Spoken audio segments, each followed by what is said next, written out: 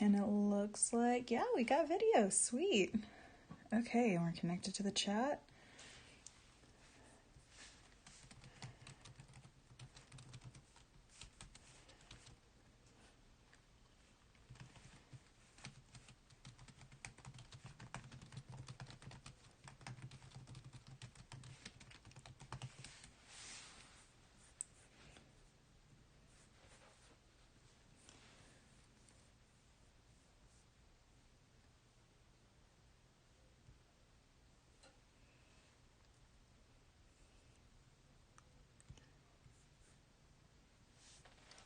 Hi, Rifted. All right, let's see. Are we good to go live? I'm doing good. I actually have something really, really exciting for y'all today.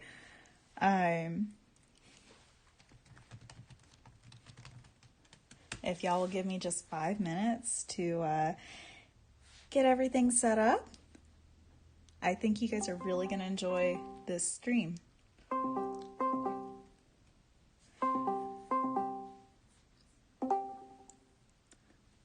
Hello? Hello? Hey, you're coming in clear. Can y'all hear our surprise? Can you hear me, chat? Everybody, I would like to introduce Mel. She's popped up in the chat a whole lot, thank goodness. And today, with the whole world losing its mind, we thought we'd bring her a little bit more, a little louder in this time. This is my voice. Yeah, are y'all able to hear her real well? She's on my computer. Can you hear me? Fantastic. Yeah, I figured today that we would do some, oh wow, that is weird. Why is it doing that? I mean that it's shaking? No, not shaking. My pen is having some issues. We're going to unplug that and replug it back in.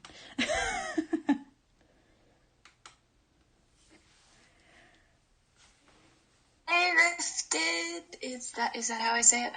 I think so. Rifted is how I've been saying it this amount of time. Now we got the tablet working the way it should be. Sorry about the shaky table, guys. This is not my usual table, not my usual setup. I am holed up at my parents' house. I'm trying to navigate the craziness going on in the world right now.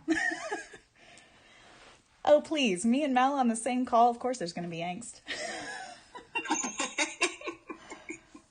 What do you think, Mel? What should we start with today? Oh, there's just so much. What about that new AU you started? The one from like 2 days ago with the big group picture? Yes. Which one do you think? Your angsty plane scene or one of the more comedic ones? Well, we have just done comedy. That is true. We haven't done any type of real angst for this AU yet. I don't think people...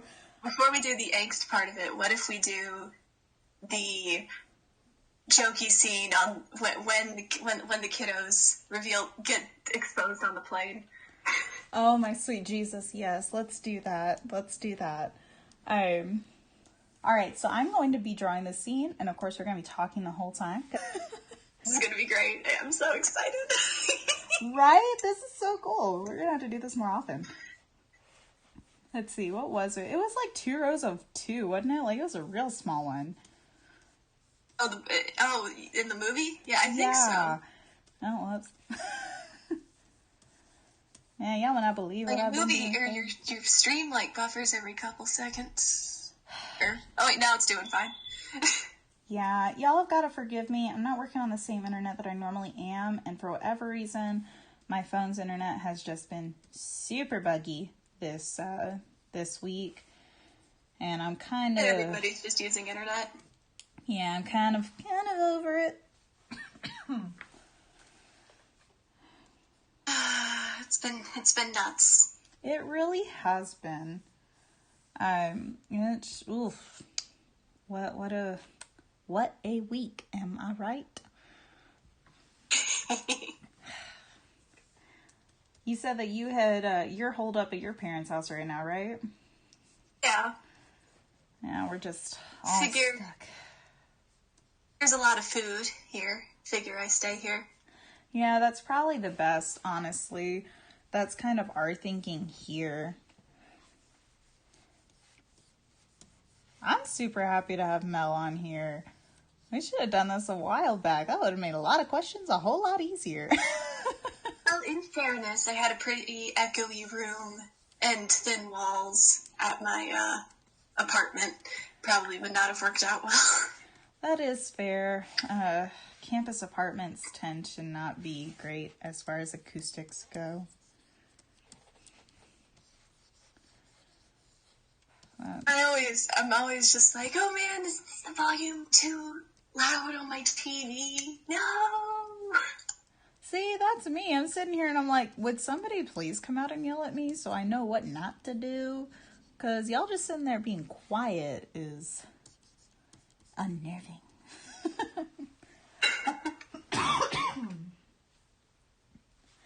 I'm glad you've been drawing a lot, Bumblebee. That's good. Honestly, the one good thing about all this craziness is that it does give people time to hole up at home and just draw things. Like, let's draw or maybe finally write stuff you've been putting off. Oh, geez. Yeah, we're not going to talk about that. we're I'm working on it, okay? Do you know how many projects I have in the works? Yeah, but like you're doing them.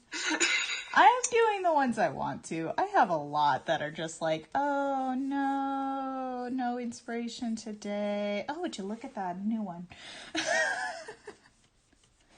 Like EOTU? Yeah.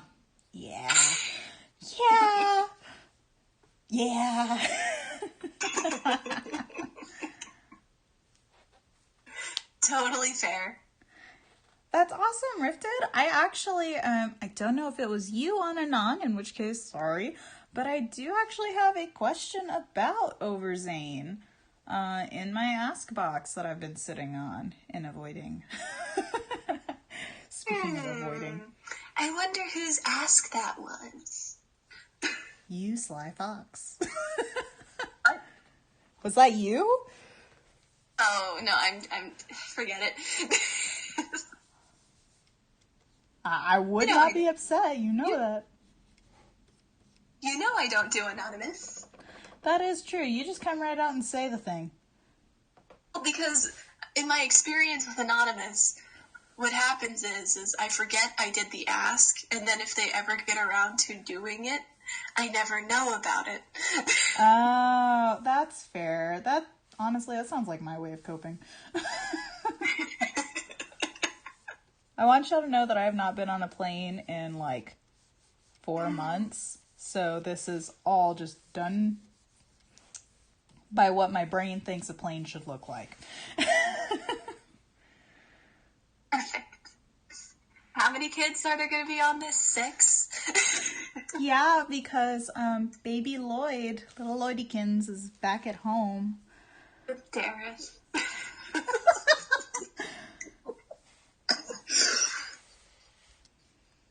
Let's see, this just gives me the opportunity to put kids all over this damn plane. Alright, so would Cole be, or Kai would be pouting, wouldn't he? Or... Let's see, what all do we have everybody saying? Maybe just... right, Kai was doing the dash stuff, so...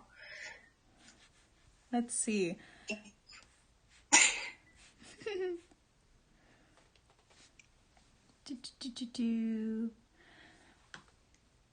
You know what? Let's face it. This poor lady is going to be juggling all 6 of these. I can just dot them all over the damn plane.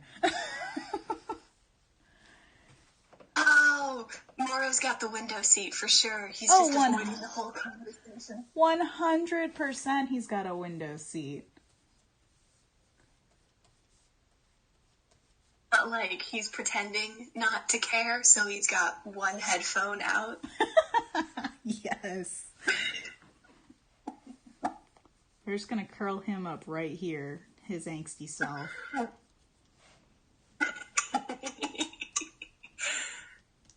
I absolutely love this AU, not gonna lie. You love what? I love this AU, not gonna lie. Definitely. Well, it's so much fun. It really is, and it has no right to be. Well, it's just, it fits very well.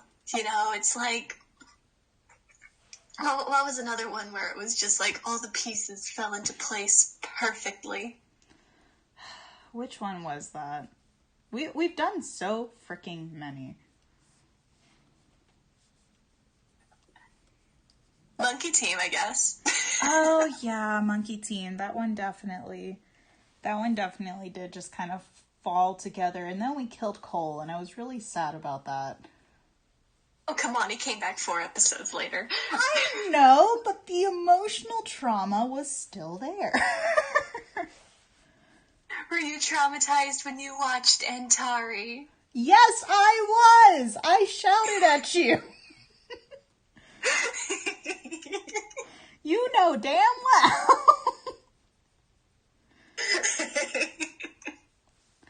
At least it didn't take 4 seasons for the black mentor character to come back. Yeah. That could have been bad. That would have been very bad. Oh yeah, very bad. Yeah, I'm gonna put Jay back here. Does he shout something, or is he just, like, in the room? What did he say? Oh god, I think we split, like, his stuff up with Kai, maybe? Or was it that... Oh wait, no. So it was like, nah, come on, we're doing good. And then Jay, Cole, Zane, and Nia were all taking turns at being like, what, you think I'm a totally stupid? I'm putting Nia right here up front because she's got a recurring theme of being the only one able to stand Moro. Not just stand him, but, like, fire back. The boys just get thumped and they run away. Nia hits back.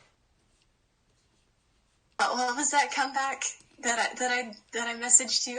Oh frick! I don't even remember. You know vaguely what I'm talking about, though, right? Yes, it was great.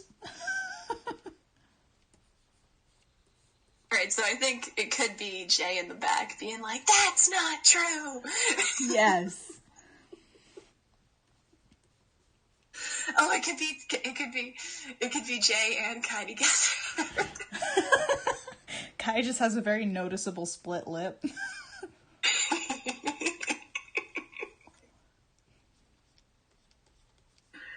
They've been, like, fighting to keep each other quiet. Yes, perfect. I'm gonna make sure that I'm not missing out on anything in the chat because my chat continues to not update on my phone. Oh man, Sunken Realm. I gotta write that. I'll publish it soon, I swear. We're gonna get on that, we promise. Especially now with all this extra time I have. There's really no excuse. I mean, you're telling me I have heard from one professor about how we're gonna go forward. It's video chats. Actually, it's just recordings from what I know. Although my accounting professor did be like, hey, you can still buy the textbook from the bookstore.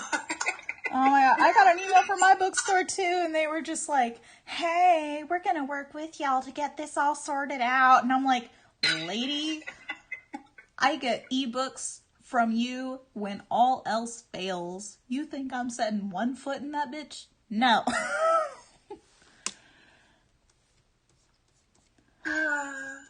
Poor Coco just should not have to deal with this. Alright, is she gonna be in the doorway, just hands crossed, annoyed? 100%. She did not want to deal with this. She should not be having to deal with this. Oh, and this is like right after her costume change too, so she should be all like Lady Iron Maiden up. She 100% will be. Oh wait, let's see. By the way, Rena, do you know? I have seen that another person has a sunken AU. It does make sense that it would be Nia related. Honestly, that is why I snagged the URL that I did like 3 months ago. I have. Someone else has a sunken. Is it like the same premise? I don't think so, and I haven't seen a whole lot. And I'm gonna be a little selfish here and say, you know, you and I have a really good track record of getting out content. You know? Right. Which means I will write. I'm pulling this. I just gotta convert the script to a chapter. All right. That head is far too short for it to be Zane. Let's be real. I draw Zane. He tall. Tall. Oh, Zane would be like, "It's not my fault." Kai and Jay ran away. Kai and Jay ran away, and I knew I'd get blamed for it.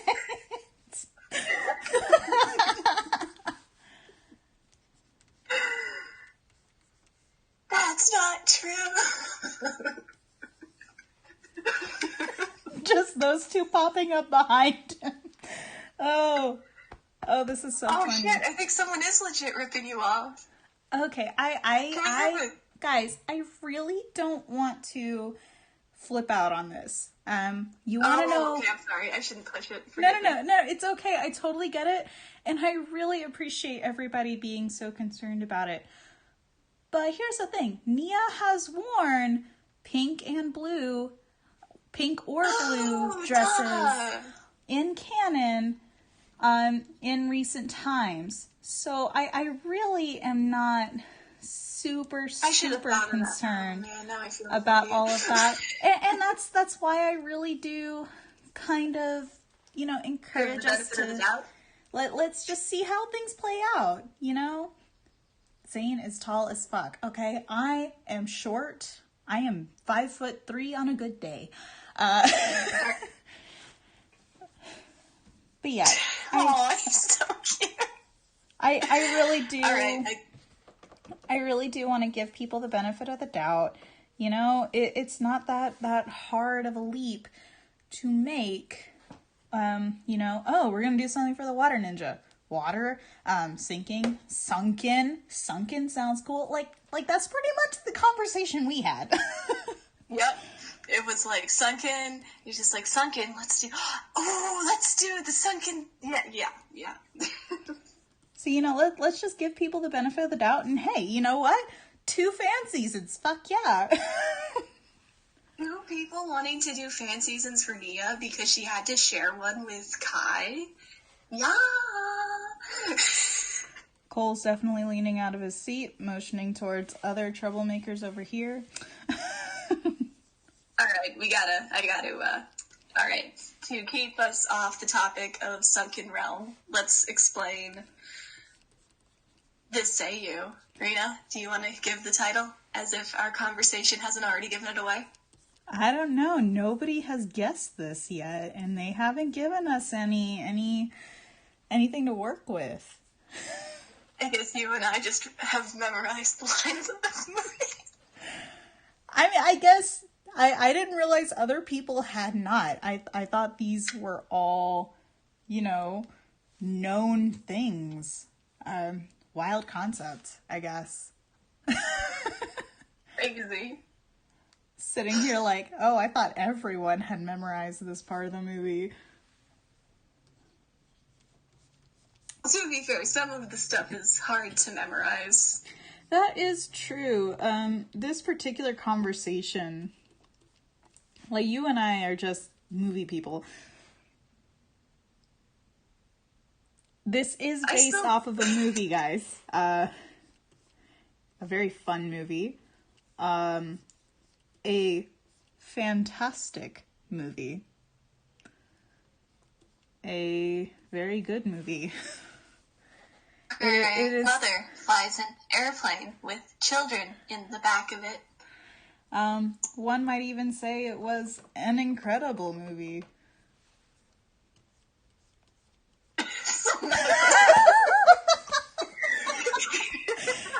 I'm subtle as a flying mallet. I'm sorry.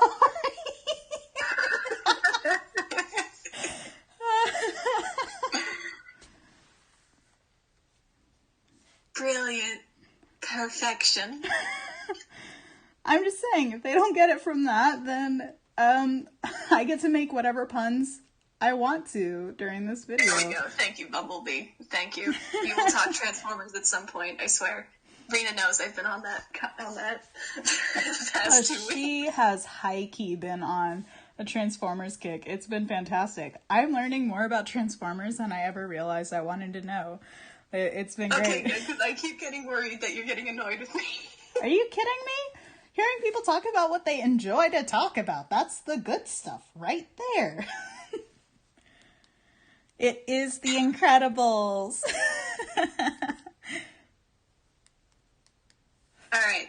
So, I'm really glad that y'all are enjoying the concept of this AU so much. but we haven't even told them, like, the different... All right. So what's going on in this AU? Wait, Rena, this is your baby. You should probably use the lowdown. Okay, so what's going on here, I watched The Incredibles with my parents as part of day 1 quarantine. And I texted Mel and was like, hey, Incredibles AU. And of course, naturally, she was 100% on board with this. And we started talking. And, There's only been one AU you have pitched to me that I was not on board with. yeah, and I think even then it was kind of like didn't really know much about it, right? Which one? I might be thinking of a different one than you. I have no clue. We all know that no thoughts head empty up in this bitch. So I was talking about the Kubo one that I shot down. Oh, right. Yes, the conflicting one. So here's our first look at, first off, the Garmadons, these 3, and the house full of kids that they are essentially fostering, watching, because supers are not supposed to be out in the world, but supers also keep disappearing. And now Garmadad... Someone's gotta take care of the kids. I'm sorry, I need to stop interrupting. No, you're good. We did even say it. We did even name drop Dash. I was waiting for somebody to see it. But yeah, Garmadad having to deal with, let's count them, 1, 2, 3, 4, 5, 6, 7. These kids. Yeah, rest in peace, Garmadad. And Coco, because Coco is the best mom. Oh. I like that you retained her, booty. Listen, I'm sorry. Even if you've only had one kid, you do not end up super tiny. Oh my god, that was... Did you ever see the movie Game Night? No. No, okay, so without any context, there's a point in the movie where, like, a guy has a gun to this girl's face, and he's like, Dad, freeze! And she's like, don't kill me, I have kids. And the guy goes, not with that, but you don't. It's true, though. I want you all to know. Like, oh, thank you. Actually, the oldest one is technically this angsty dude right here is the oldest. The youngest is, of course, little baby Lloyd and all his adorableness. God, look at that cute little face. And then it goes Lloyd, Mia, Jay, Kai, Cole, Zane, and then Moro.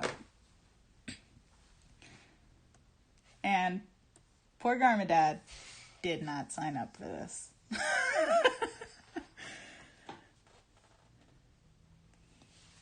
Are you still coming through, Mel? Oh, there you are. Yeah, no, I am. I'm just like waiting. I'm like, where do I jump in for this? Jump in wherever. I will babble. So you gotta, jump in. All right.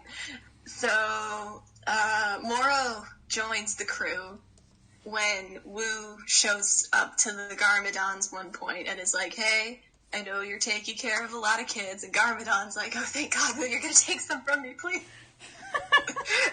But no, that doesn't happen because Garmadon doesn't get nice things.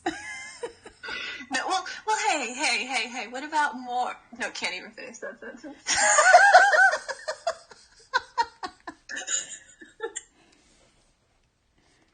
Oh, Wu has an urgent business to deal with. We won't specify to Garmadon what. Zane is taller than Moro. Zane is taller than everyone. Of course. And so Wu screws off and Moro is staying with them, and then Wu doesn't come back, and then Garmadon gets a letter from his old teacher. Sorry. And inviting him on an all-expenses-paid trip to his island. And so, of course, Garmadon's not going to turn this down. He's low-key stressed as hell because there are way too many kids at his house. And he goes. And Coco does not like it. What? I said, and Coco does not like it. Bold of you to assume that he would tell Coco that he was going to Chen's. That's true. Coco would 100% kick his butt if he even breathed the idea. So yeah, he definitely did not tell his wife that this was happening. We'll just use the Mr. Incredible thing. I'm going on a business trip. Business trip. Sure. Let's say what if his job is like struggling sensei of his own dojo and he got invited to like a sensei conference? Oh my god, a sensei conference. Hey, they do those for Taekwondo, I think, according to my roommate. Hey, I believe it. They have conferences for everything nowadays. As far as posing, you're gonna hate me, but it's 100% practice. It doesn't happen overnight. There's no magic trick.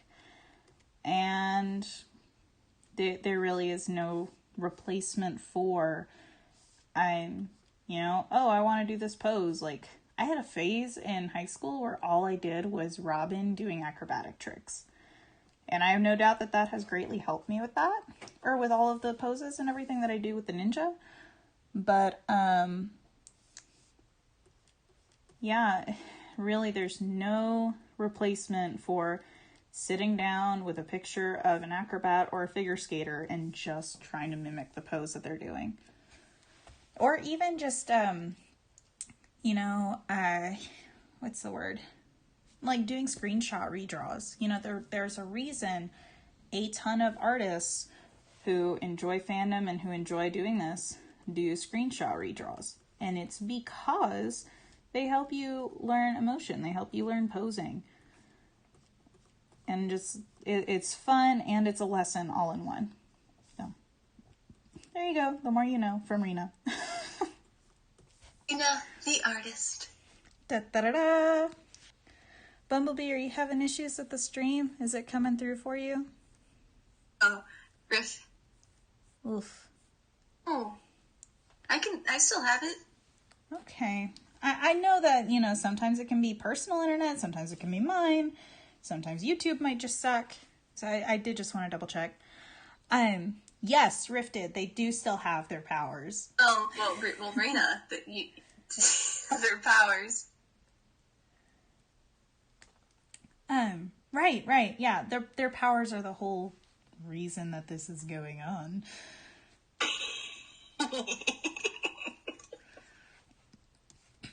Oh man, yet, Mel. I get to draw them all in their little suits, too. Mel, they're supposed to look like a team. I have to put samurai accents on all of them. Hold on. Listen, you don't have to take everything. They don't need you. They can have personality. Oh, thank God. I'm giving Jay a Swiss Army toolkit. Let's see. How are we gonna redo that Violet scene with her hand turning the thing invisible? I know it was gonna be something with Nia. Oh, I think we were gonna have her powers actually activate. That, like, she was too young to really know them yet because she is the youngest aside from Lloyd. And just, she can't really do them without water being present. But we were going to have her be able to create water. Oh, right. Just from touching it. Yeah. Well, I mean, you have a bunch of these ninja I just realized kids. What? We were going to have them be on a plane. Son of a biscuit! Oh my God. Hell. It's okay. It's okay. This can easily we can still make this work. Because this can still be how Moro saves the day. Yeah, no, he totally could just still save the day with a plane. And blow the top off and then blow everybody up. Yes, exactly. Y'all forgive the random beeping. My house was built in like the 70s, and until we moved in, had only ever been lived in by much older, more paranoid people. So the alarm system is keyed in to every single opening in this house. And we have dogs who insist on going outside every 5 minutes. How did they end up on a plane anyway? Well, Incredibles, Garmadon goes silent, and Coco, through chatting with, who was the Edna of this verse? Was it Misako, or was it what's his butt? Ronan. It was Mistake. Or not Misako, I mean Mistake. It was Mistake. Because we have best version of Lloyd's mom ever. Right. I want to say, did we put Ronan as Frozone? Yes! We did! We put Ronan as Frozone! Which is just a hilarious thing to think about. Oh, I did. Remember that fan theory where Harumi was Ronan's kid? Wait, the what?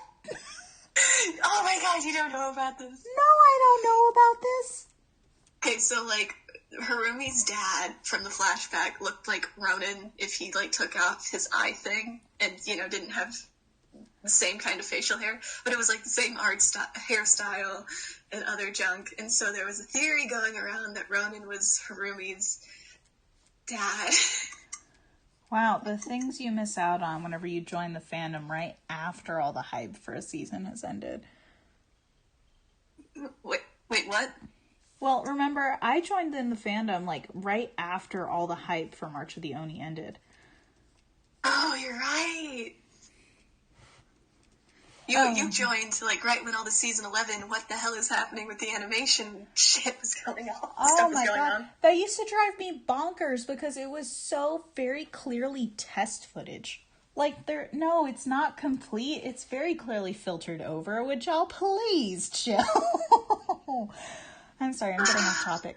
Alas, these children did not grow up in the 90s, where Disney put unfinished animation in the trailers of The Hunchback of Notre Dame and expected everybody to still want to go see the movie. I mean, it ended up being a very, very well-received movie, didn't it? Mixed. That's fair. Why did I try and pretend like Kai and Nia were not going to have matching suits? What kind of an artist am I? Why did you...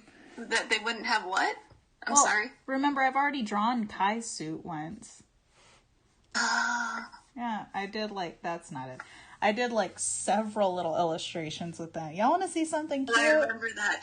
I'm the Kai.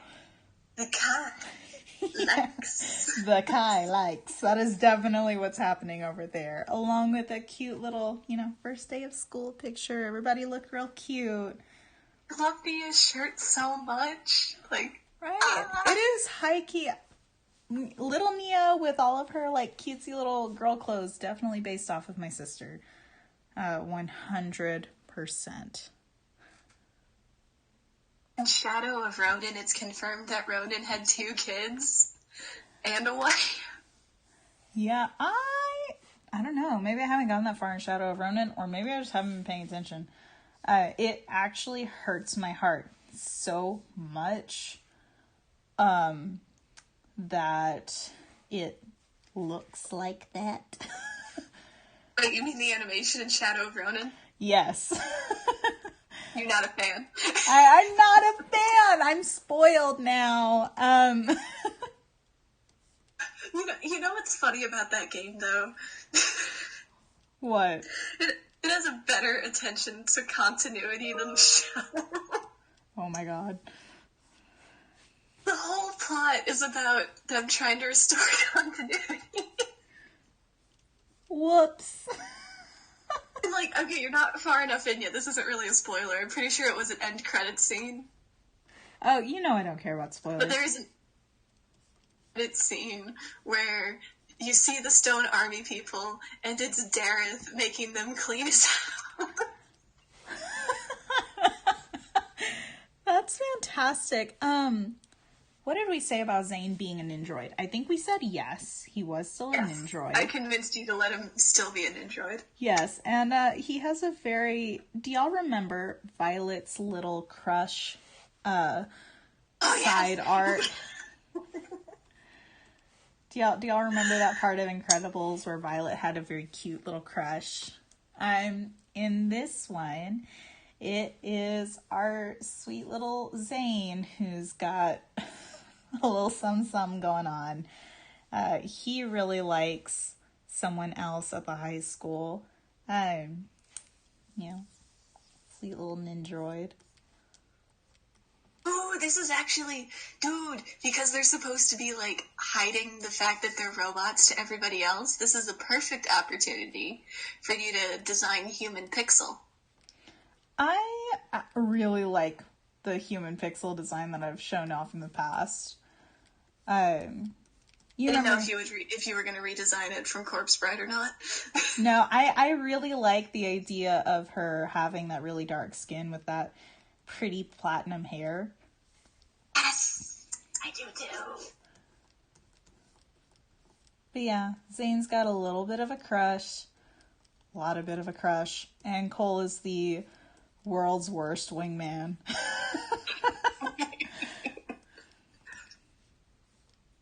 Jay tries to give him crap, and then Kai comes to the rescue. Yeah. What actually happened just before all of this was this little guy heard these two talking about the next plan to actually, talk to her, and decided to open up his little motor mouth. And of course, got called out. Kai was like, well, that's big talk for somebody who can't even talk to his own crush, because Kai's under no illusions. He knows that Jay likes his sister. But, these guys are like 11, so they handle things so frickin' Jay is new to the house, by the way. Huh? And they weren't just siblings. Oh yeah, Jay is just kind of visiting for the time being. His parents, he is adopted, so his parents don't have powers and shouldn't have been disappeared, shall we say. But there was a hiccup in the information. Unfortunately, his adoptive parents are currently stuck making noodles. Sorry, Edna. Cole's hiccup from How to Train Your Dragon. Well, you know what? I base Cole's hair off of my side of the family's hair, which is to say super thick, curly, wavy Mexican hair. And let me tell you, you too would keep it up in a bun off the back of your neck if you had hair that heavy. Very fair. Oh, from How to Train Your Dragon 3, though. I still haven't seen that one. Was it any good? Oh, it was a very lovely little end note that they should not have continued to make content after. There's still sequel shows? There's not, like, there's a Rescue Writers thing on Netflix that I think... No. Yeah, that I think is not supposed to be the OG crew, but is still using that Writers of Berk subtitle. Oh, that is dirty. It is. And I think there have been, like, holiday specials where the Night Fury and the Night Lights all come out. Well, okay, that I can excuse that, but not like a TV show. Yeah, no, there's definitely a Netflix show. Was Riders of Berk really... I mean, not to crap, I haven't seen it, but was it that successful? Riders of Berk was actually pretty good, in my opinion. There were some solid moments, and they actually did a really good job of trying to make it feel continuous with the movies. There was, at the end of I think there were like 3 different actual shows. And there was a chronological order to them. At the end of the first one was the tie-in to movie number 2. So the expectation was you would then go watch movie number 2. Then you would have the next series. And then you would have the third series, which was like considerably better animated and considerably more interesting. And it had callbacks to the first and second series. And then at the very end of that was this allusion to what would be the big conflict in the movie 3. They did a really good job, surprisingly a better job than I'd say Marvel did in tying their stuff to their movies. Because it wasn't just throwing around names and stuff, it was actually laying down almost foreshadowing for movies. It was nuts. Well, I think it helps that, like, DreamWorks isn't as... What's the right word to describe it? What? Diverse? I don't... Not as big. Yeah, DreamWorks is not as stretched as Marvel is. And that kind of gives them the ability to hone in on specific things. And honestly, I think that might be Marvel's number one weakness, is they may have spread themselves too thin to keep up a believable world for much longer. Have indeed. They've not only spread themselves too thin, but in this person's opinion, their choice in movies, at least in terms of timing, is not... Like, a Black Widow movie would have been good, like, maybe before the events of Infinity War. Yeah, you know, and here's the thing. Like, 5 years ago, I probably would have been super stoked to see a Black Widow movie. But now... Exactly, that's what I mean. It's like... Well, now it's just kind of like, you know, why do I care about her character now? If her death... Sorry, guys. If the events of... if removing her character from the world did not hurt when it actually happened, why on earth would I go and watch an extra movie, pay that $10 to try and make it hurt, you know? Well, and then I also see it as, like, just an excuse to have, what's his butt? Tony Stark! Right, they're still trying to get that RDJ money after killing off his character, which, you know, I knew that it was either going to be Cap or Tony, but... They were both written out. Ha ha. Yeah. But, like... Bring Cap back. They have a perfect chance to. But you continue. I'll say my piece in a bit. My biggest thing is just like, effing commit, you know? It is very cheap to say, oh yeah, this character's not in the world anymore. They're gone forever! But instead, we're going to make movies that take place 20 years before now in the timeline. So they're not gone forever. Like, that just makes me go, okay, so we really are going with comic book logic, and death isn't death, and life is meaningless. Great, let's go. The comic book idea of you can make prequels still starring the characters in order to still cash in on their popularity. Yeah, and just in my personal opinion, it's cheap, you know? Oh, it is, totally. If the only way that you can get shock value is by actually killing a character, then you don't know how to write shock. I'm sorry, it's true. Like, there are plenty of ways to write in some good quality angst. I would know. I have stabbed this kid like 8 times. Because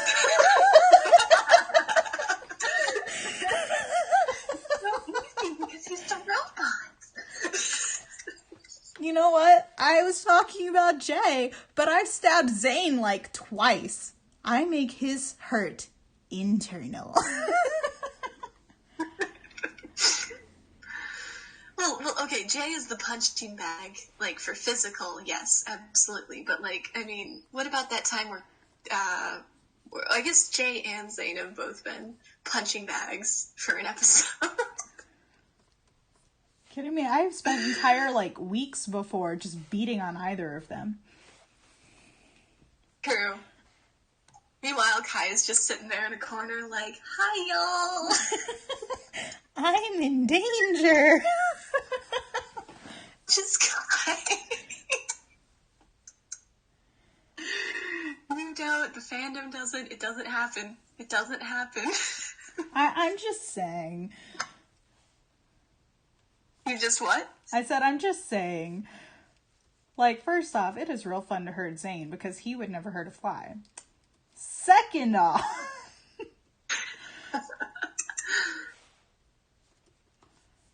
Oh my god, I hate drawing hands. Second off what? I hate drawing hands so much. I thought you were talking about, I thought you were going to give me, like, a reason for why we don't beat up Kai. Cause he's so good at beating himself up. I don't know. He has no angst. He has no angst. Is that a challenge? What angst he does have has been, like, rehashed over and over again. That's why you and I are gonna rehash it one more time in Sunken Realm. Oh yes, definitely. Only, to be fair, the whole, oh no, I couldn't protect my sister has not been used since, like, I guess season 6, if we want to call that, him not even walking up to his sister when she bit the dust. Yeah, I get the whole focus was on Jay and Nia. But his sister, that was Kai's sister for... Let me tell you, if you're not going to have him rush over to her side, you want to know how you get some of those good angst points? You just zoom in slightly on a shocked face. That's all you got to do. Just acknowledge in some way that he is comprehending what's going on here. Well, he was, you know, he held up his hands to his face to block off to wipe away the tears. But it's like, I don't know, I was hoping he'd, like, rush to her side. I feel you, Mel. I feel you. Although, this just gave me a very, very good idea for some angsty angst. Oh? Remember that thing I told you about with the clutch powers in that random clip I've seen of season 2? Oh, yes. This isn't really much of a spoiler for people because it's, it's just a throwaway gag, I'm pretty sure. Your clutch powers gets the... Let's see, should I mention... Monsieur Clutch Powers gets Nauticons lamp, and he is seen trying to open it, but walking off screen. So, Kai doesn't remember what happened in Skybound. What if Nauticon tracks down Kai and instead of trying to take his soul, does like some working with him? Revealing what happened in the past everyone has forgotten. That is my pitch, my dear friend, Rena. I would be so down for something like that. That would essentially give us the ability to redo Sky Pirates and do it better. For lack of a better word. And you cut off between do it better, like the word for, I didn't hear that. I would love to redo Sky Pirates and do it better, for lack of a better word.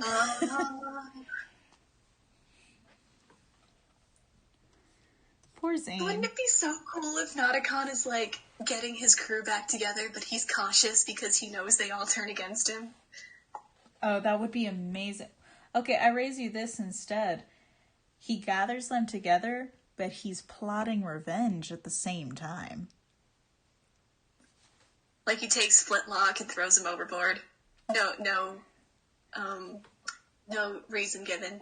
Yes. Like, to the rest of his crew, it just looks like somebody's got a bit more of a temper than they remember. But to him, it's definitely revenge.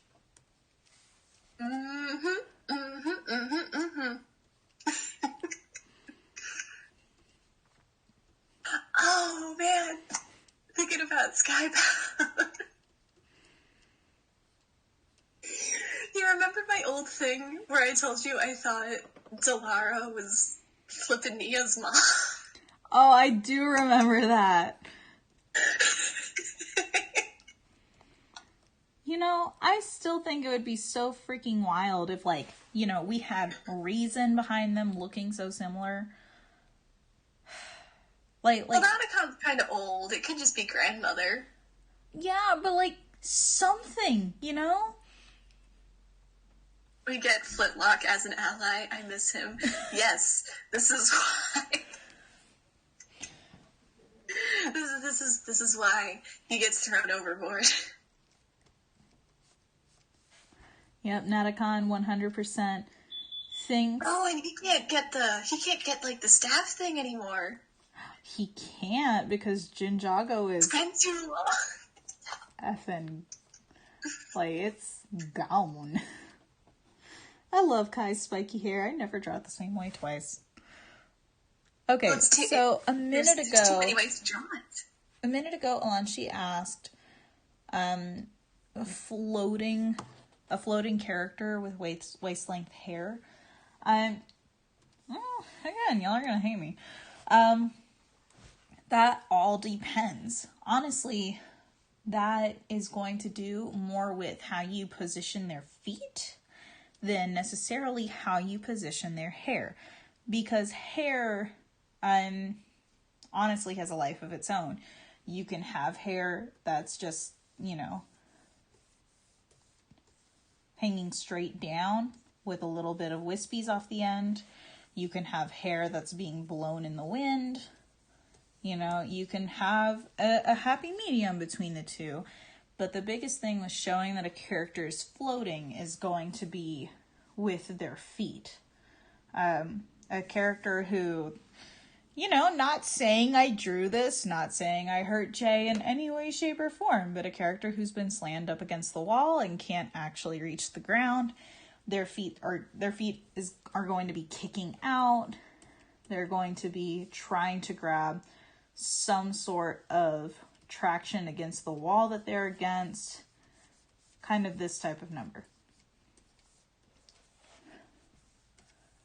But a character that is actually floating, you know, we have the ground here, and we've got a character up here floating, you know, let's say these are the knees. Most characters, especially characters like Superman, Wonder Woman, they're basically toes pointed downward and one foot behind the other. To kind of just show that whole, oh, look at this, they're floating effortlessly, they're not struggling against it. And it's comfortable. Whenever you have a character who's up in the air that should not be, They are going to fight it. They are going to kick. They are going to wiggle. They are not going to be happy. And it will show in kind of this thrashy, uncontrolled movement with characters that are meant to be floating, that they know what they're doing or they're happy about it, and they're just floating in place. It's going to be more of this controlled float. Anyway, Mel, back to AUs. Oh, right, okay. Sorry. It's like I can't add anything to the artist thing. I can't draw for crap. But you can write like a bat out of hell, so... I am very good at pitching ideas. I actually, what did I pitch people? Oh, I was in a Bleach chat last night, and I totally pitched my rewrite idea to them, and they were like, that would have been more interesting. Listen, it's because you know what the people want. What the people wanted was Aizen as the main villain for the entire series. Yeah, you know what the people want. Because it was like a whole... Because what happened was one person was like, hey, anybody like Bleach? And I'm like, I like Bleach. And so I jumped in, and apparently the Bleach anime is legit coming out next year, I think. Wait, and like they're redoing it? No. They're doing the Inuyasha, the final act thing, where they waited until the manga was over, and then waited a couple more years, and then finished it. Gotcha. It's like Bleach's 20th anniversary this year. Gotcha. But really, the more I looked into the announcement, the more it came across as Kubo being like, hey, look, Burn the Witch, this one-shot I wrote like a year and a half ago, that's getting an OVA, and then a weekly series. Wow. You know, like have you heard of Burn the Witch? I'm actually kind of curious. No, I haven't, but at the same time, like, once something is done, or it makes it very hard for me to continue to find content for, then I'm kind of done with it. Like, I let things go pretty easily. I don't know what I'm going to do whenever Ninjago finally finishes. Probably get a job somewhere and start trying to reboot it, but... But Rena, Burn the Witch isn't just a brand new series. It's a spin-off. No! This is going to sound very familiar. It's the London branch of the Soul Society.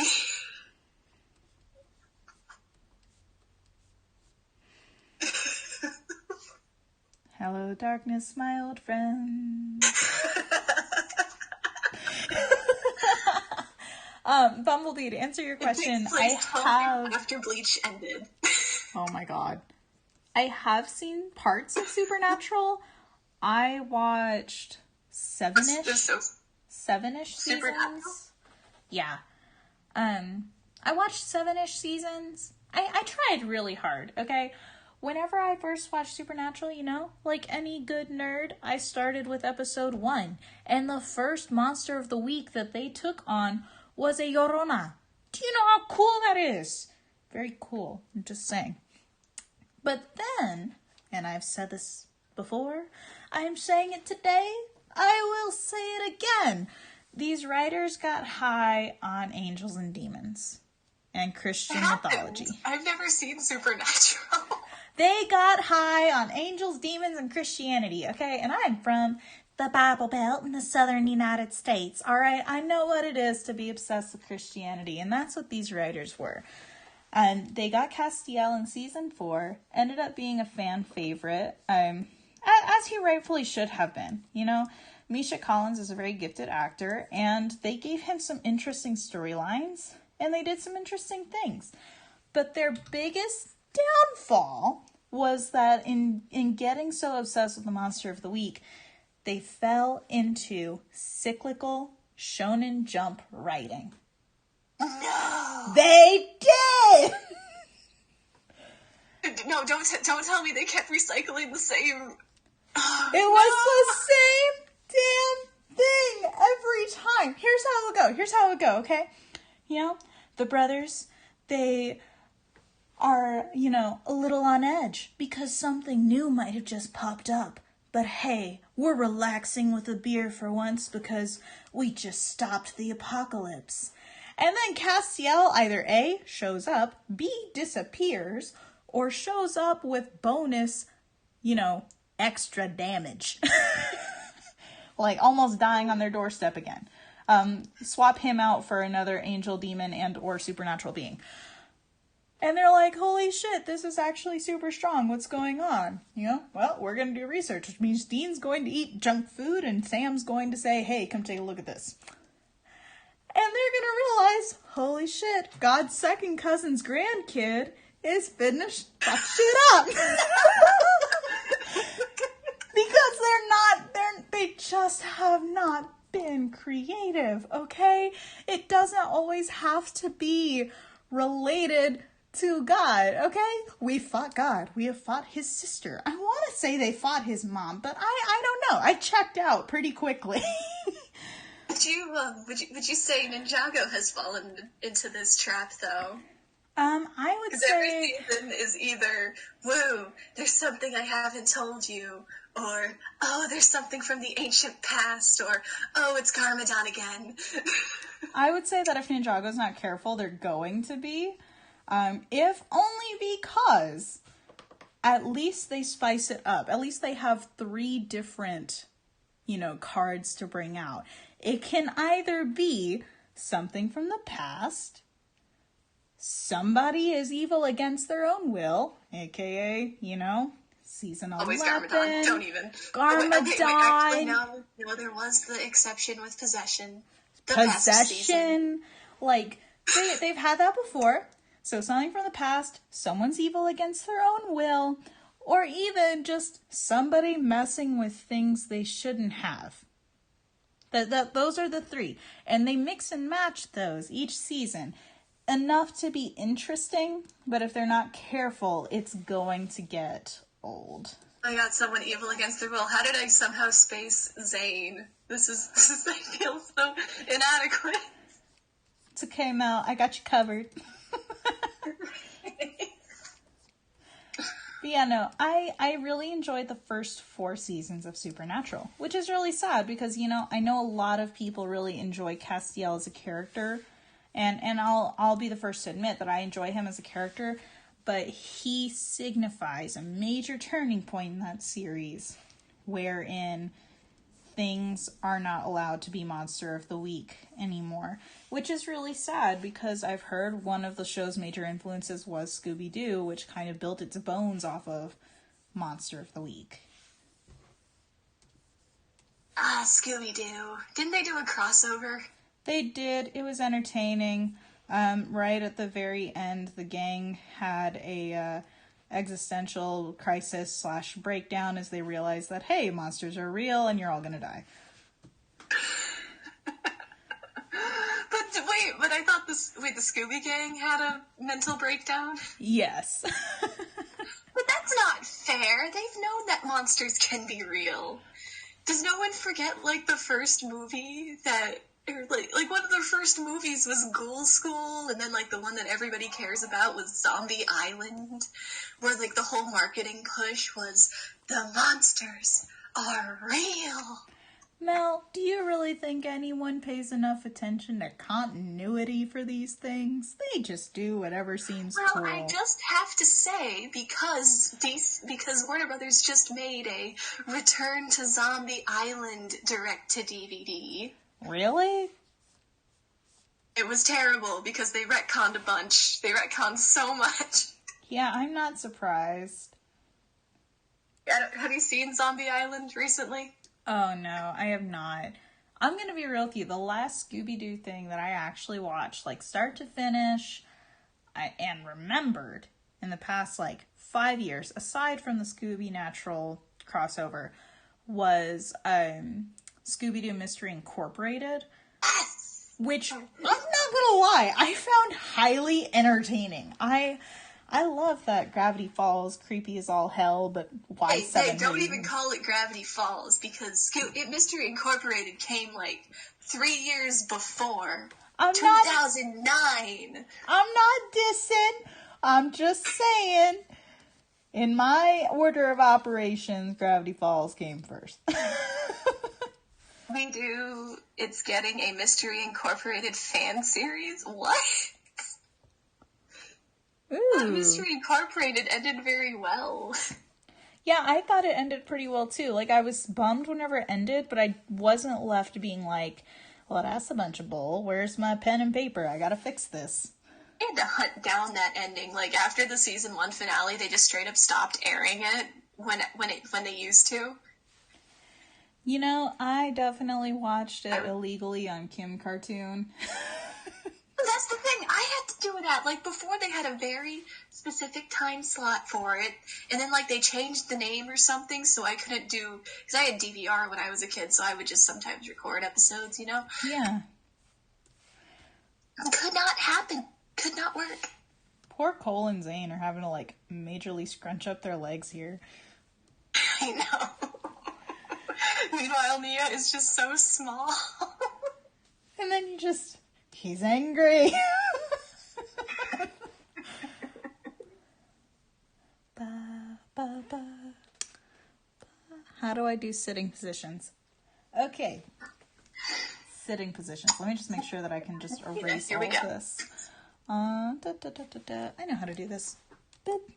All right, sitting positions.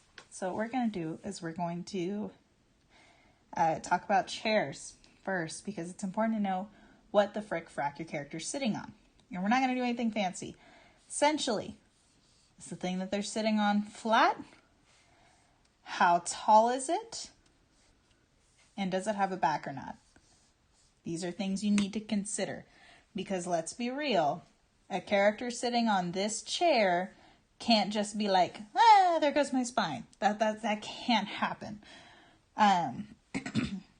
Instead, what you need to do is take a look at the chair that they're sitting on. We're just going to draw the chair that I'm sitting on.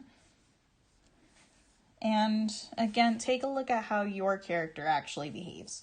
So if we look at how everybody's sitting here, Zane is actually, following the rules. He's trying to keep his hands and feet to himself. Cole's got an arm up here because he can't help but be a little bit of an affectionate goofball. But other than that, he's trying to keep to himself. At the same time, he's a big boy, so he takes up a little bit more space. Then you consider Moro, who, while I know you guys can't see him real well, is following seat etiquette, kind of. He's kind of closed off to himself. He's turned away from the group. And he's got one leg up because he's extra as all hell. And then you compare it to Kai and Jay, which Kai is like halfway towards crawling over the seats. He's not actually sitting down. And Jay's just standing up, trying to, stand up for himself. And then there's Mia, who is just sitting in a comfortable position, even if that's not technically what she's supposed to be doing. So it all depends on how your character themselves behaves before they ever sit into a chair. That said, if we're going to say, we're going to draw Rena sitting in a chair, Rena doesn't have good posture, y'all. So you start with the head, just going to be about here. And that's something that you're just going to get used to through trial and error. You can start with the spine. Some people do start with the spine a lot, and they line up the spine with their line of action, the basic line that the body lines up with. I tend to start with the basic part of the head and then move into the spine. Then we start with the pelvis and, essentially the butt. This is what we're drawing. And I usually draw a single circle for that, or two if we're facing them head on, and the shoulders. So then we can kind of move into, here's our face, going into a neck. Wow, my posture sucks. And this is one of those things where, the body scrunches up here, all right? I want you to go try and do a crunch on the floor, okay? And I want you to notice how much of a little roll of cinnamon buns you get going on, all right? It's just a thing. It happens. And then you can move into drawing the legs from there. And again, it depends on who your character is. I refuse to let my feet touch the ground like a normal person. Some people might put their feet down on the ground because, hey, maybe they're tall and they have actual limbs and they can reach the floor in this chair. But I do not. So that kind of gets that character sitting in a chair. Maybe you've got a character that leans back and, actually interacts with the chair and leans back on it. It really comes down to, what are they sitting on? What kind of dimensions does it have? And how do they act? Because, as much as we all love the memes about, oh, I sit like this because I'm gay. I mean, you sit like that because it's a part of your personality. It's a part of who you are and how you interact with the world around you. It's not just, oh, that person leans back in their chair because they're a rebel and they're a bad boy. Like, okay, that might be, Disney Channel shorthand for being a rebel and a bad boy, but does your character actually do that? Does that make sense? Are you asking me? I mean, I'm asking the general population, but I know that they have, like, a serious lag right now. I think it does, but I mean, it's just, again, you're talking to a writer, not so much of an artist. That's fair. Poor Zane just looks so concerned with getting in trouble here. Aww. And Cole's just like, relax. Come on, she's being too mean. Just like, it wasn't even his fault. This little turd over here was...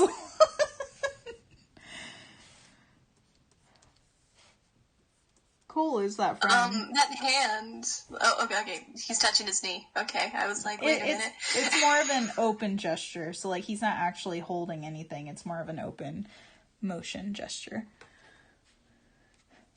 It will make more sense as things get lined and colored. This is still very, very... You're taking on a big deal by having all of these characters. I consider it a challenge.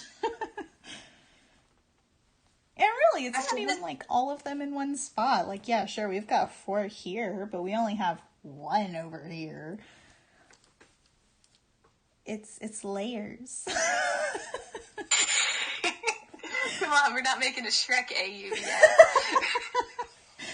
yet. You said yet, and now I have fear. Well, I don't think we could do a Shrek AU. I don't think I would be able to seriously do one, honestly. Yeah, no, that I don't think that would work out. I admire Shrek for the infamy it has developed in pop culture and the strides that it made in animation and film as a whole, but I will never... It will not be high on my list of favorite movies. No, I'll never forgive it for what it did to animated films.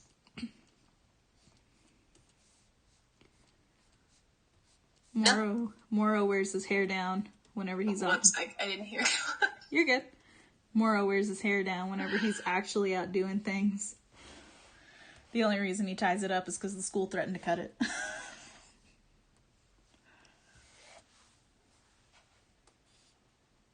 Oh, you know the deleted scenes for Incredibles, right?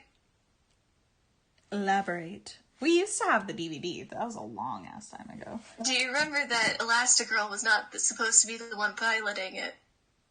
Who was supposed to be piloting it? Remember that photo that she looks at before it cuts to her in the plane? Oh. Where she's on the phone with her buddy and is like, hey, give me a jet. Yeah, was Snog actually supposed to make, like, a real appearance? Yes, the idea of him was that superheroes who didn't know how to fly or weren't able to fly with superpowers called him for a ride. Oh, that's cool. Superhero Uber. The favor was going to be him bumming a ride from them. And then that shot of her looking down at the water when the plane crashed, there was supposed to be his hat flying up from it. That got dark. That got real dark real fast. Holy shit.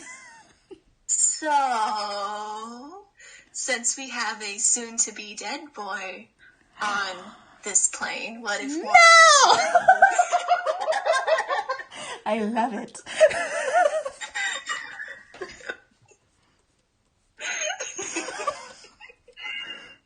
Let me finish the suggestion. Oh my god, he saves his family, but God, at what cost? I want y'all to know that 80% of our conversations are like this. 80% of our conversations what? That 80% of our conversations are like this. Rifted, he's not gonna die. Why? Party pooper. Why would we do that? That would be mean and uncalled for. Plus, I guess it would sort of prevent him from learning to deal with a new family. Yeah, he really... And if we want to do the sequel, we need him around. Let's be real. Oh my god. Okay, idea for the sequel events.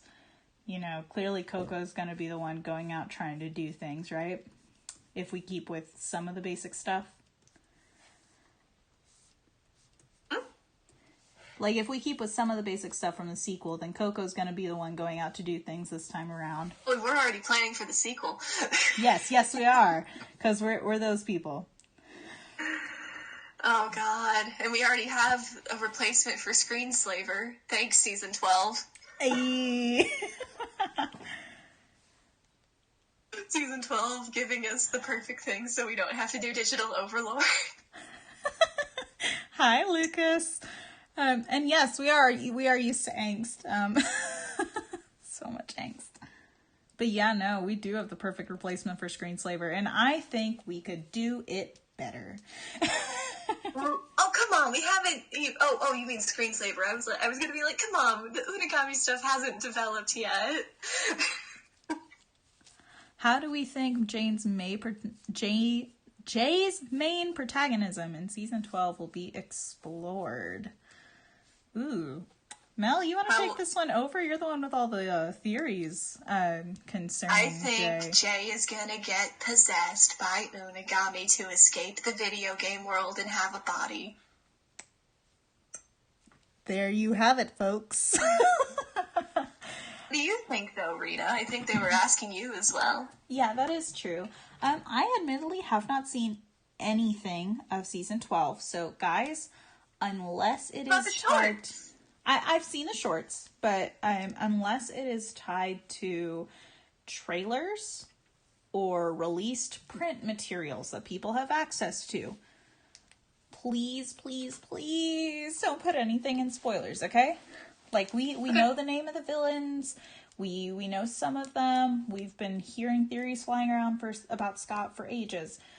But as far as episodes 1 through 3 and specifics about the shorts, let's try to avoid those. I don't care about spoilers, for me personally. But I'm not the only one on here. It's you people in the chat. Yeah, I'm not the only one on here, and we've already got at least one person who doesn't want spoilers. So let's try and avoid those. That said,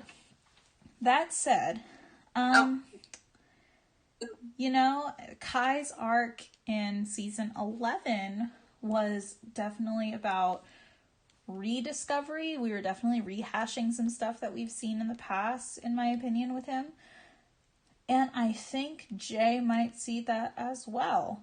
I think we might see a repeat of some of the lessons he's had to learn in the past, because the Ninjago writers are who they are. And I think a lot of Jay's... a new guy, and he keeps repeating old plots. Like, Season 11 was a combination of Seasons 1 and 2. Yeah. You know? Yeah. So I really think what we're gonna see is Jay maybe inwardly wanting to be someone else, or allowing himself to be someone else in the game, and having to come to terms with the whole "you're the best you" type of thing. How dare you give Kai's character arc to Jay? Shame on you. I know, I'm awful. Shame on you. I'm so mean. That's all Kai has.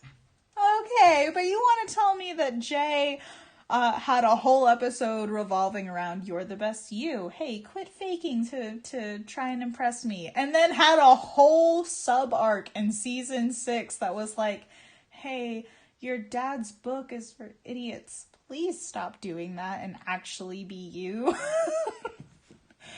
You're gonna tell me there's not a little bit of that? Can you remember that? Please? I love Kai so much. And I think his arc isn't necessarily like "you're the best you." I think he has plenty of like self-esteem in that area.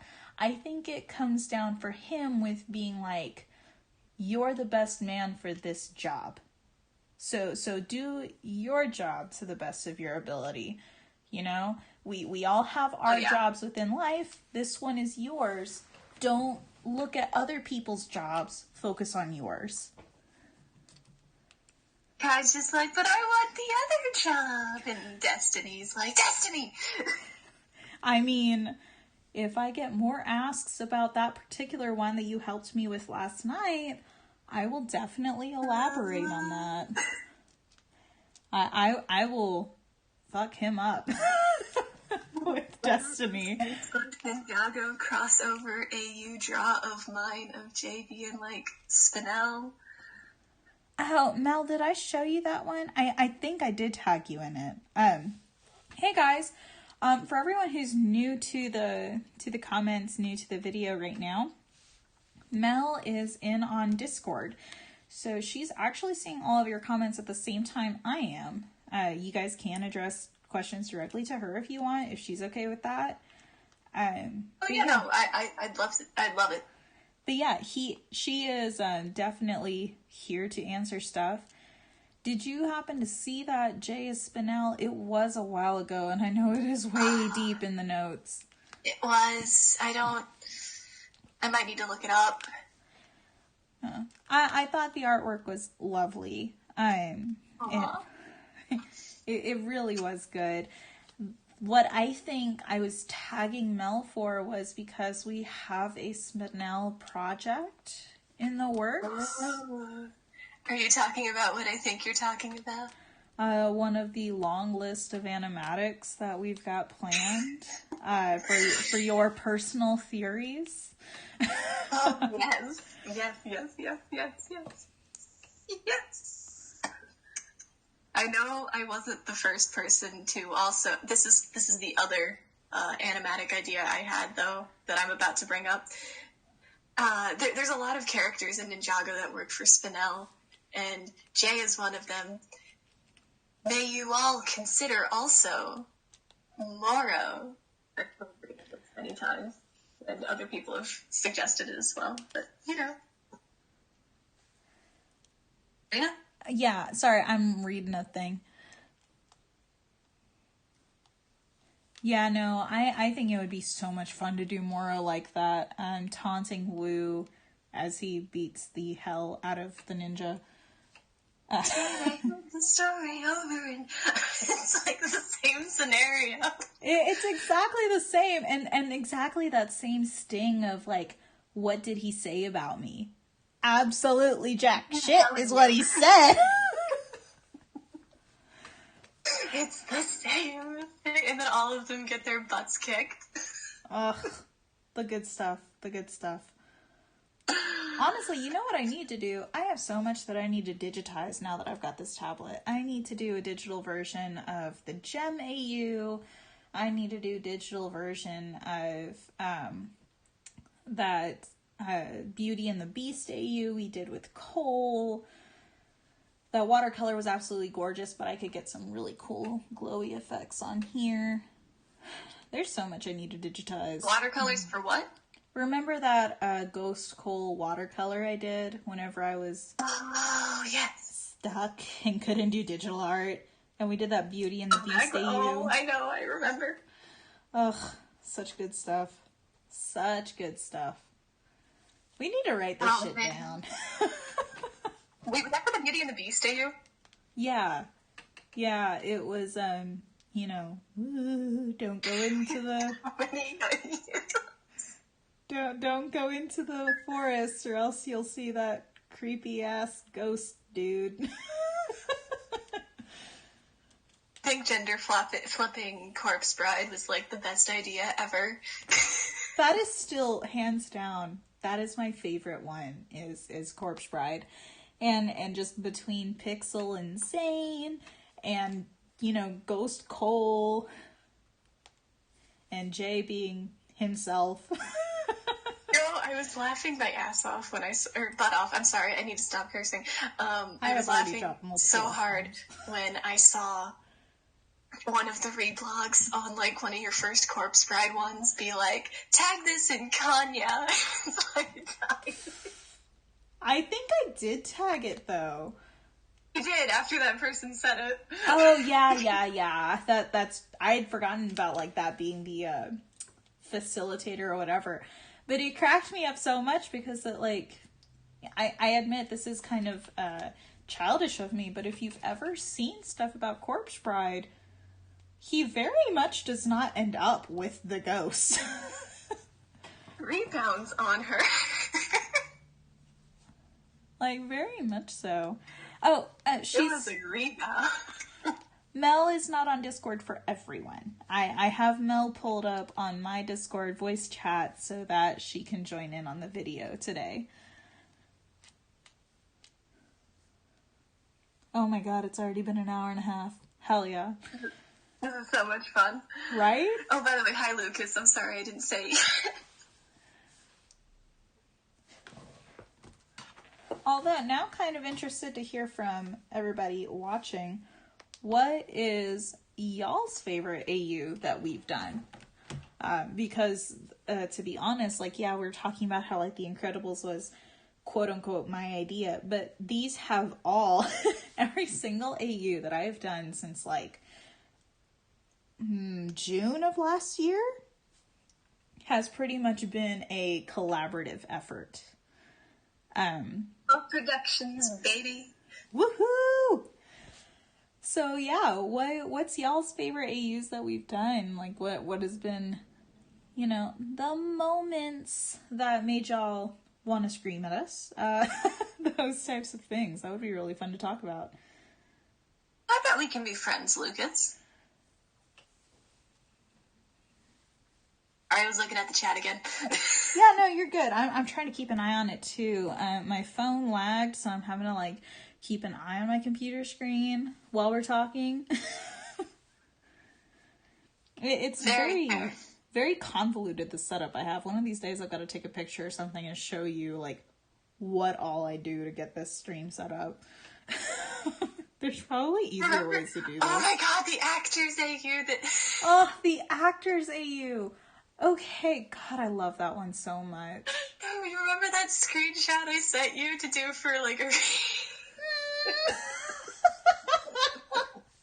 You want to know what I have, like, been wanting to draw so bad, and I just keep forgetting whenever I'm in front of my tablet?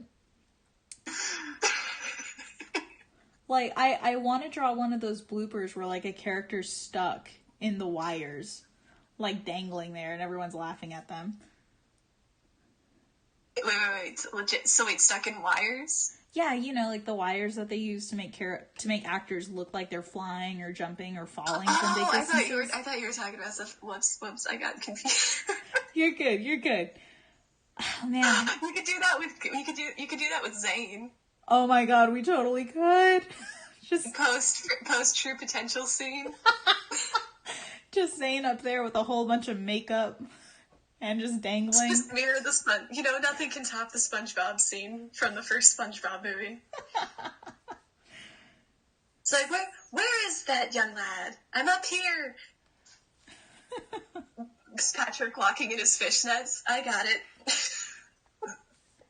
Soul Eater was the one with Jay and Echo, and I love their dynamic in Soul Eater so much. So much. Oh, right. Remember the exam?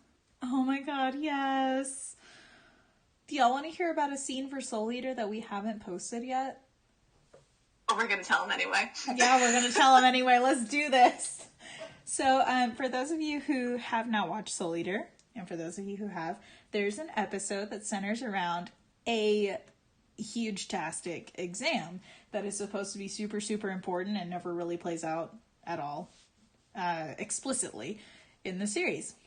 And the character that Moro takes the place of, Death the Kid, he has an obsession with symmetry and just everything looking absolutely perfect. It is the worst case of perfectionism I have ever seen in a character. And he ends up failing the test because he was so focused on signing his name perfectly that he never filled out a whole, he never filled out a single question. So whenever we're going to flip this for Moro, and Mel, you feel free to jump in here anytime. Whenever right, you can cut out on my end, so it's like sometimes every other word I'm like, yeah. Oof. So whenever we flip it to be for Moro, Moro is Wu's adopted son, and Wu takes the place of Death in this AU. So on the exam is a question that says... The very first question. The very first question is... Who is Moro, or who is Wu's son? And Moro has like an existential meltdown throughout the course of this. It was a false question. It was a true-false question.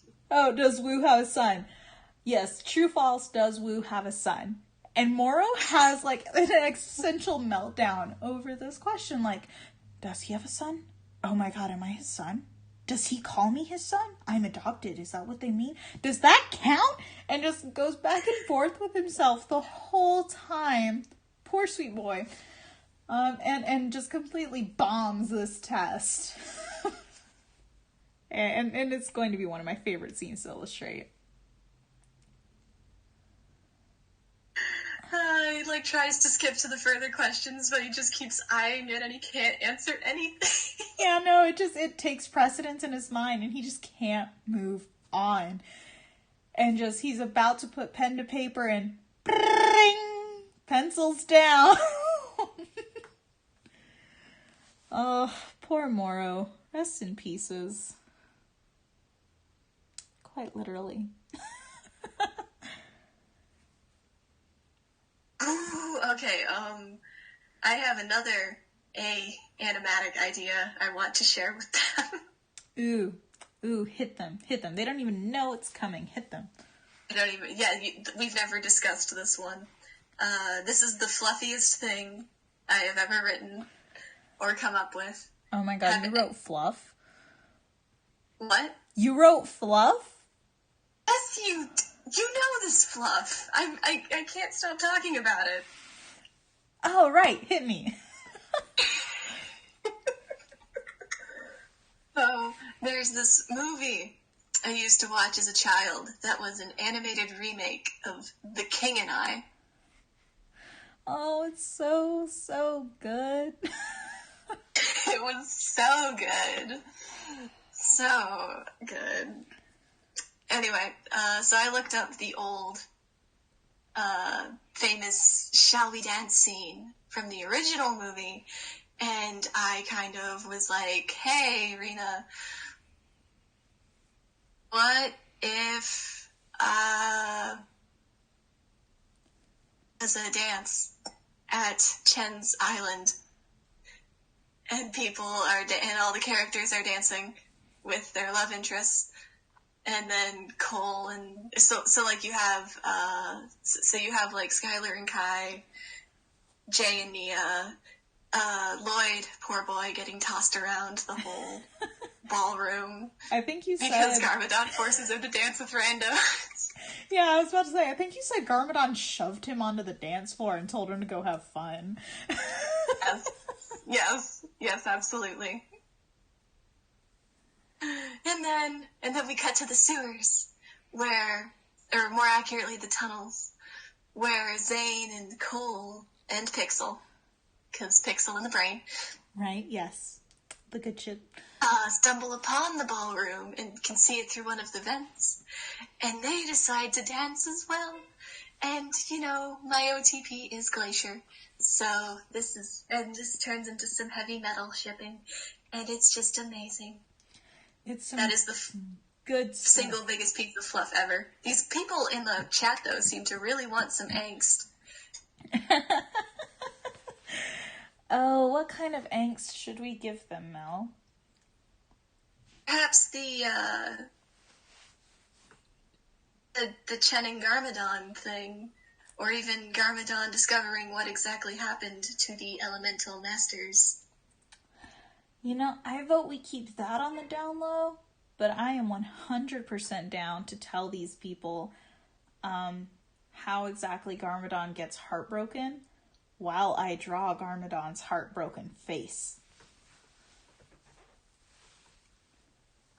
You're gonna draw his heartbreak, or what? I said I am 100% down on showing these people, or on telling them why Garmadon is so heartbroken, while I draw Garmadon's heartbroken face. Oh, okay. Well, it's not that much explaining if you know the plot to Incredibles. Well, yeah, but still, I find it that it hurts new every time. Especially if you have a visual aid, So wait, question. There's how he gets the password. Are we gonna do that because he finds Ray? Or are we gonna do that because he finds Wu? Who? Gosh, because Wu is creation, isn't he? Yeah. It would have to be Ray. Ray's the one with the destructive element.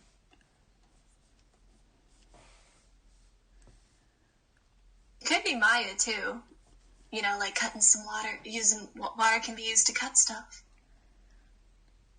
Mel, it could be both. Oh, you... Dang it, you beat me to it. I'm just saying, we've already said that Kai and Nia are basically the ones that are going to be a permanent fixture at the Garmadon house, for sure. It's true, they have been there the longest. And, just saying, it would be some extra good angst for Garmadon to realize that this is no longer a foster situation, but a adoption. Maybe a conflict for the earlier parts of the movie. Maybe Kai is still treating them as family, but he still wants to know what happened to his dad. Right, and it just, he'll accidentally call Garmadon dad, but he doesn't mean to do it, and he gets a little salty when Nia does it. Oh, wait, are we going to turn this into the Brooklyn Nine-Nine skit? We could do that and it'd be humorous, but it could also be, kind of a, that works better for Morrow. That works totally better for Morrow. Oh, it works so much better for Morrow. Have Kai be the one teasing him, but you calling him daddy? Excuse me, but that is not on the table right now. Why? Because Kai's a little shit. I love him. No, the chat is what it is. And unfortunately, it just kind of is up to everyone to comment if they would like to comment.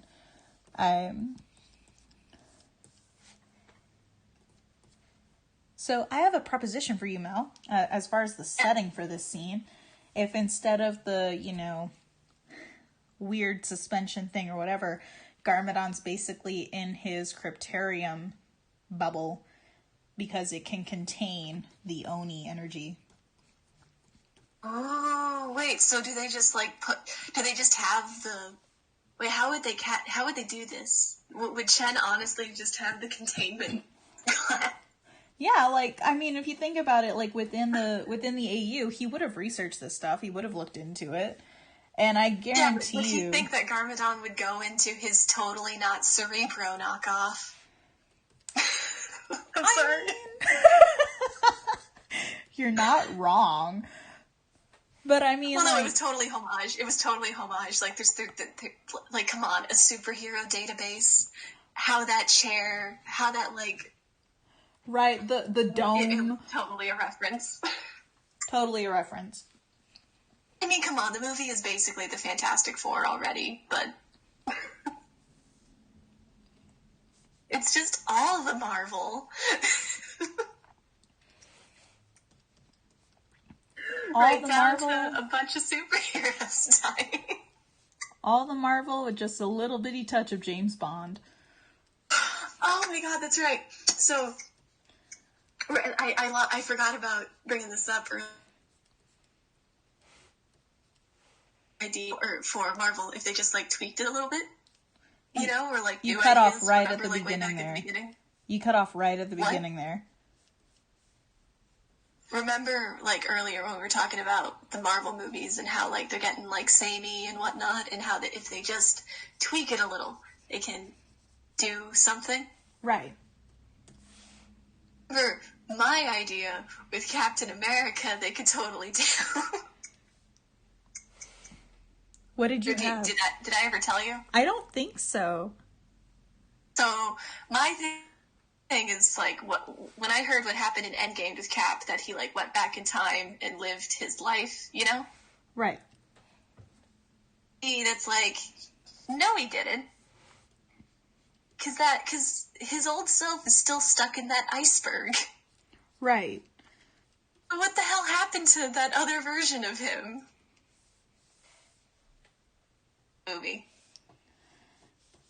I would be so down for that other version exploration. Honestly, I just feel like it's such a cop-out for him. Honestly. Like... it's out of character. Well, and forget out of character, like, that doesn't have to be your happy ending. I thought it was like moving past the past. I thought that was the whole point of why they dangled it in front of him in Age of Ultron. That was 100% why they dangled it in Age of Ultron. But they lost sight of that vision for the sake of... and Josh Whedon quit the franchise. Yeah, it's just not great. Also, I am loving Desperate Garm here. Oh, realizing that his bro is among the dead.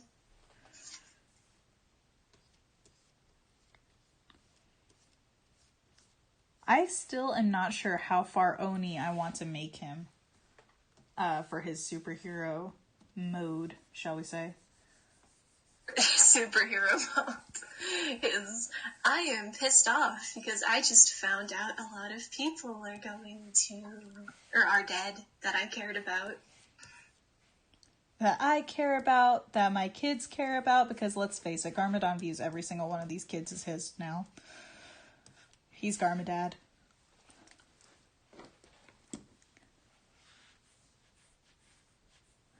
I am not going to put on music this time around, simply because I have a hard enough time making sure that I pay attention to people whenever they're talking, that I pay attention to the comments, I pay attention to Mel, and that's just one last distraction type thing that would not be great for me.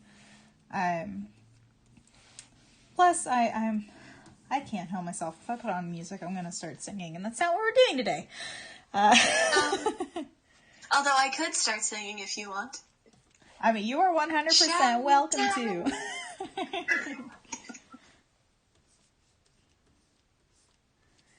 Yeah.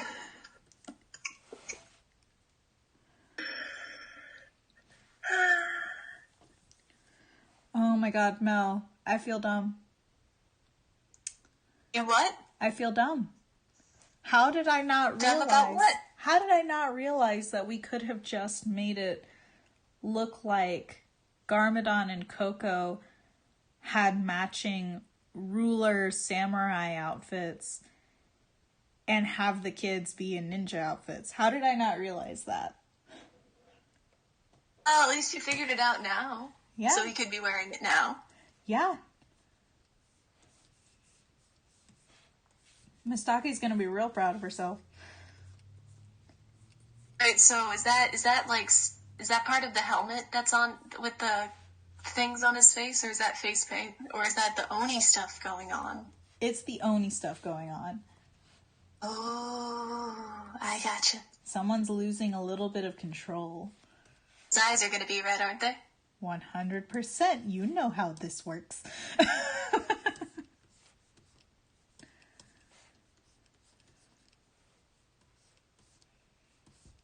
Oh my god. So remember in the original Incredibles when he, like, passed out and Mirage just, like, you don't even see her face. She just walks up and, like, spreads her legs out like, Someone's in trouble.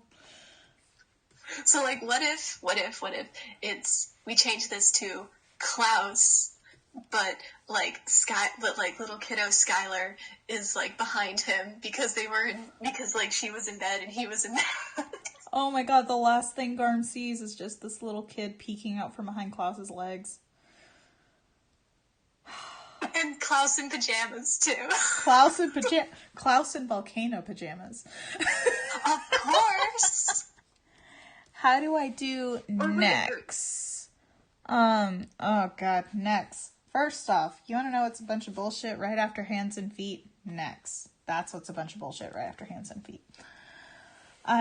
So, if we come over here to our example page, and we think about how to draw necks. So, first, in order to draw a neck, we need a head. So, if we're looking straight at someone, here's our head, and here's our shoulders. Now, I want y'all to keep in mind, my proportions are not realistic proportions.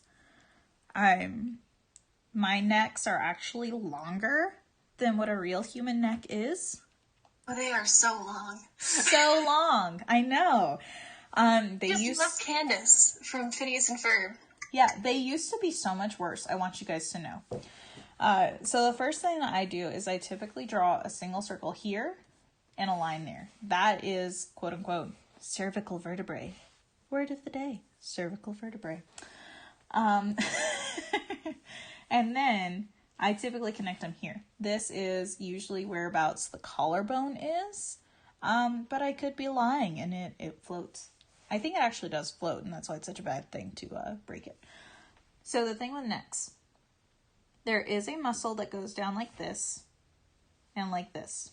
And technically, in a proportionate human, it starts right behind the ears and goes down, straight down. The curve that you see is actually from a muscle called the trapezium that sits right here. And it helps you to move your shoulders. That's what that thing does. And then that feeds into your shoulders here. And boom, we have a very muscular looking dude. Great. So this is the basic rundown of a neck. Whenever you get to moving around, it's important to recognize that the neck really is just the spine connecting the torso to the head. So keeping that in mind, you can actually just plan out the neck by drawing the spine. Again, I draw very long ones, but if we're drawing somebody from, the back here, like we just did, you can see how that kind of just leans forward a little bit. And the neck actually does lean forward a little bit more than what you think. Not by a lot, but it is not a stick straight thing like how it looks here. This is perspective. Looking at it from the back is going to be perspective.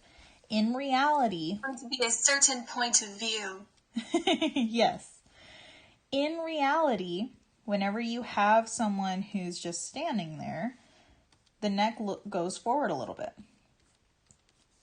And you'll find, I want to say the rule of thumb is that the head and the chest are almost lining up. But again, people are built different ways. The biggest thing is just your neck goes forward just a smidge. Okay? And you have to remember the range of motion that the neck has. And the neck is not like your shoulder. Your shoulder's a ball and socket joint. So it can go pretty much whatever direction it wants to, provided that your muscles aren't getting in the way. your neck is actually more of like a bunch of connected train cars attached with a bunch of muscles around in here. So your neck, that's why you can move from side to side and why you can roll it a little bit. What that means is you've got a lot to manage whenever it comes to drawing your head.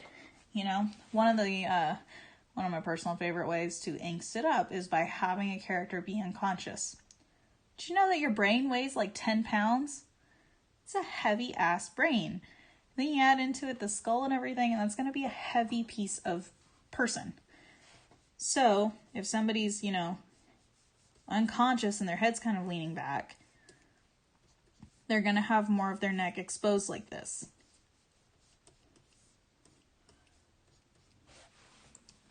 And if somebody, you know, you can tilt things and all of that, there is a limit to the range of motion.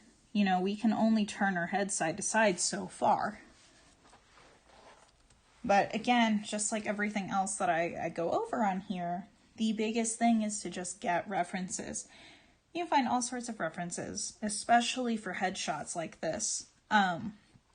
Honestly, I find that if I'm really at a loss, that I use a specific app for modeling stuff. Let me see. I should have it on my tablet here.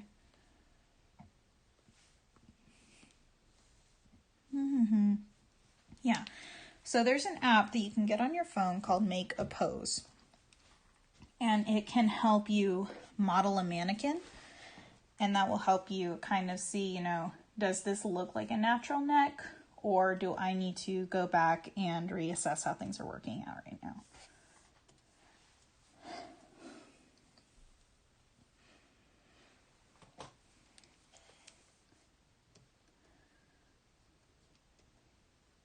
Down to 5 people watching now. Yeah, it does tend to go down as the night goes on. I know some people are like an hour or so ahead. Some people are probably more than that ahead. Oh, now it's 6. You know, you and I with our central time zone, we're so crazy. Central, oh right, it's almost 10 o'clock for some people. Yeah, and that always is a risk with these things, but I definitely prefer to do them in the evening rather than later, or earlier, I suppose. But I may be winding this down now. Not gonna lie, Mom has had something in the crock pot all day, and it should be ready soon. And I am selfish enough to drop y'all for Mom's pot roast. Not gonna lie. Okay, you know what? I can't really argue with noon, but you almost gave me a heart attack thinking it had to be like 5 a.m. in your time zone.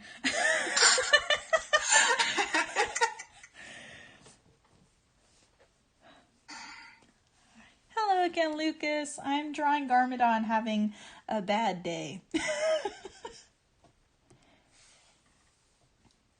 Poor Garm. He doesn't deserve this. No, he does not.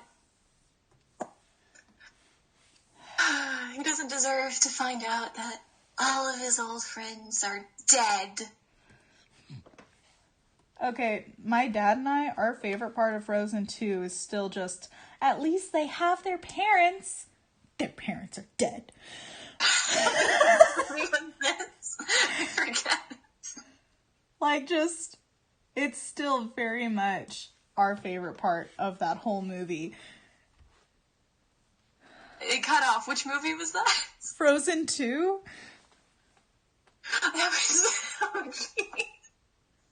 Because it was just Olaf, you know, giving us the rundown on way too much information central. Oh, that's right. And then just, at least they have their parents. Their parents are dead. And just like, that's the kind of deadpan delivery I want at my funeral, okay? Oh. I'm just saying, like, I want that kind of deadpan, just, at least she's out of high school. She got diagnosed with anxiety. At least she's out of high school. She lost her job. Right? Like, just Get me some of that good old-fashioned bait and switch. Oh, no, the bait and switch would be, at least she got out of high school. She didn't pass. Oh, that would be a nightmare. She has to get her GED. That'd be a hell of a sequel. Spider-Man, failed senior year. Schooled from home. Spider-Man 2020, quarantine. Oh, man. Honestly, I really do wish that Marvel had lost the rights to Spidey. I wish Sony didn't buckle. Yeah. Sony doesn't have the merchandising rights, people. That's where all the money is. They don't have the TV rights. Which means they can do which means if, like, Disney really wanted to force them to give back the rights, they could do the thing they did with X-Men. And just refuse to make anything? Just to make cartoons. They canceled Wolverine and the X-Men, and then, like, the only X-Men cameo there ever was Wolverine in, like, 2 episodes of Ultimate Spider-Man. That was their entire cartoon presence for, like, 5 years. Because Disney was like, why advertise for something we don't own? I have said this before, and I will say it again. Disney is getting very overreached. I would still love to work for them one day. I would still love to be able to draw for them one day. But I think soon, and who knows, maybe it will come as a result of this whole shebang. Maybe not. I think soon we are going to come to the point where we do question how much film companies are allowed to own. German Antitrust Act. Do your work. But Mel, Disney did so much with these properties. Oh, like recycling the same characters and undoing the biggest WTF moment in all of Marvel cinematic history. I sense some salt. Well, I'm just saying, everybody was losing their goddamn mind when half the cast died, and then nobody even, or most people not thinking, it's like, oh, what if they just get the stones back for themselves? Yeah, I gotta admit. Undo it! Like when you introduce something as, like, earth-shattering as half of everybody dying. You ought to keep it for a couple movies. With a single movies. snap? You ought to keep it for a couple movies, honestly. I think what would have been way more hard-hitting was if maybe we saw what should have been a Spider-Man movie without Spider-Man. You know, you've got such an ensemble. Yeah, you've got such an ensemble with Spider-Man and his characters. What if we got a Spider-Man movie without a Spider-Man because he dusted off-world? You know? If Aunt May survived. Right? Like, what if we got to see Miles Morales in the Marvel universe, or the cinematic universe? Actually, sorry, you go. What if we saw Miles Morales in the Marvel universe? Yeah, what if we saw Miles in the Marvel universe, not because, you know, world shenanigans or anything like that, but because he happened to get bit and the world needed a Spider-Man because theirs was off-world and they didn't even know he was gone. But Rena, Tom Holland is adorable. He is adorable, but god damn it, there are adorable black boys too. Oh no, that is very true. Plus, just like, again, as much as I love what Marvel has done, I love that these characters that so many have been attached to for so many years are getting this spotlight. You know, who would have dreamed that Iron Man could lead to something like Guardians of the Galaxy or any of the other properties that have come out recently? Well, who could have thought that Iron Man would have become the new face of Marvel? Right? It truly is. truly is amazing what they've done with all of this.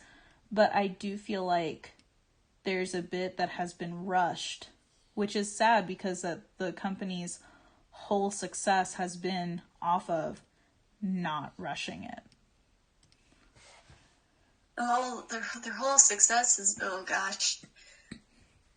I forget, did they say Taika was coming back for Thor 4? They did confirm. Because if he's not, I don't think I'm going to watch the movie. They did confirm that he was coming back for Thor 4, probably because of that reason. I think they recognized what he did for the franchise, what he did for Thor, and what kind of fans that he brought with him, which is to say not their normal fanfare. And I'm excited to see what he does. Thor Ragnarok so much. Favorite out of the Marvel movies. Agreed. I don't know if I would put it right at my favorite, but it is 100% top 3. I mean, it's like Thor 3, and then like the first Iron Man. Like those wore it for me. See, for me, Black Panther, just because of how pretty the suit is. I love the just Killmonger's character as a whole is such a fantastic character to me. Just because of like his, at least the way they painted it in universe, because I don't know these characters in comic form. I'm much more of a DC fangirl. I love the way that they set him up. I love that he's not just angry for the sake of being angry, but if you look at his background and you look at the life that he's had, it makes sense for him to be angry. And just, I love characters that have a reason, you know? No, I gotcha. I haven't seen Black Panther, so I can't comment. Bumblebee. Sorry, we'll go back to Black Panther in a second. Just Bumblebee, yes, I would love a Loki redemption. Hashtag Disney Plus better get that show out this year, because I'm not paying for it next year. See, I'm sitting here knowing full well than having all of my nostalgic movies in high definition, and also having the shot to finally watch The Black Cauldron in good quality, because I've already done that, and I already own almost all the Disney movies I want to watch. See, I just know full well that I can just keep mooching off of my old man. And he, unfortunately, is a bit of a Disney fanboy. He only sees the cool entrepreneurial side of it. He doesn't see necessarily the questionable side of it. So he just... Disney Plus? Yeah, he just sees the whole, oh, cool, all my favorite stuff is on here. Instead of, why does one company own all of this? Oh, you see, Disney wouldn't own everything on that gosh darn website or streaming service that it does have on there, and even the stuff it doesn't, if they didn't do the Mickey Mouse law. Oh my sweet baby Jesus. Just trademark him instead. Don't have him be a copyright, have him be a trademark so that he's a part of your logo. Redesign, do something like that. But it's not just about Mickey Mouse, it's about all of the movies. Yeah, it frustrates me greatly because, copyright was supposed to be something that protected the artists and their families, and it very much is not that anymore. Oh, it's like nobody who worked on Snow White is alive anymore. No one. Yeah. But it's still under copyright protection. Why? Because they don't want people using the Disney version of the song, the Disney character designs, for anything.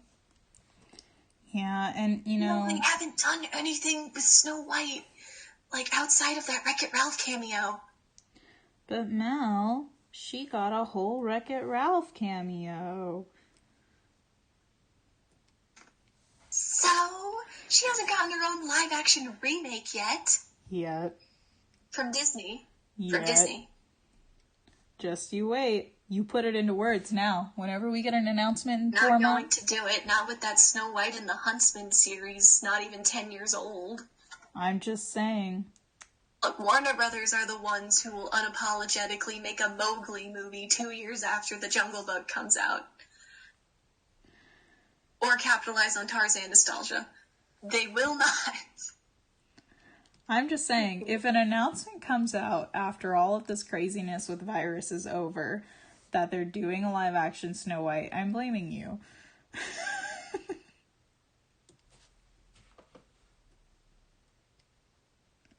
Wait for the whole show to come out and then binge in 6 days.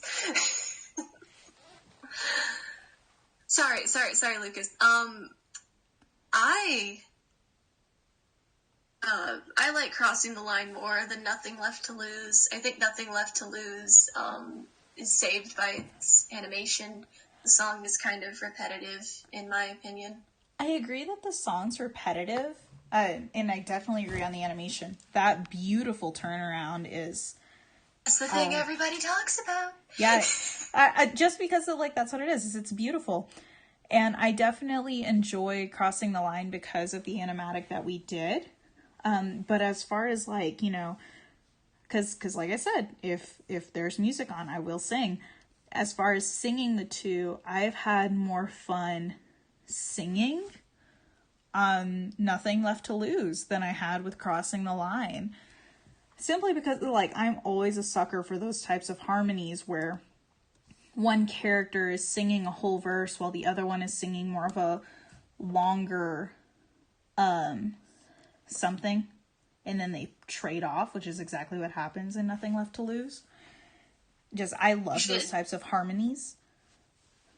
You should totally watch The Final Lair from Phantom of the Opera, my friend. Yeah? It's just 3 different people singing on top of each other. Oh, hell yes, that's my jam. It's like, say you love me and my life is over. Meanwhile, you've got, like, 2 other people, like, the girl is singing her own little thing, and then the other guy is singing almost the exact same thing as the thing I was just singing, but, you know, angry. Oh, that's just how I do everything. As for Garm crying in this particular drawing, I don't know if he'll do that. He's got Oni powers. This is very much him realizing what's going on. He just found the cave. He's just narrowly avoided being blown up by Chen.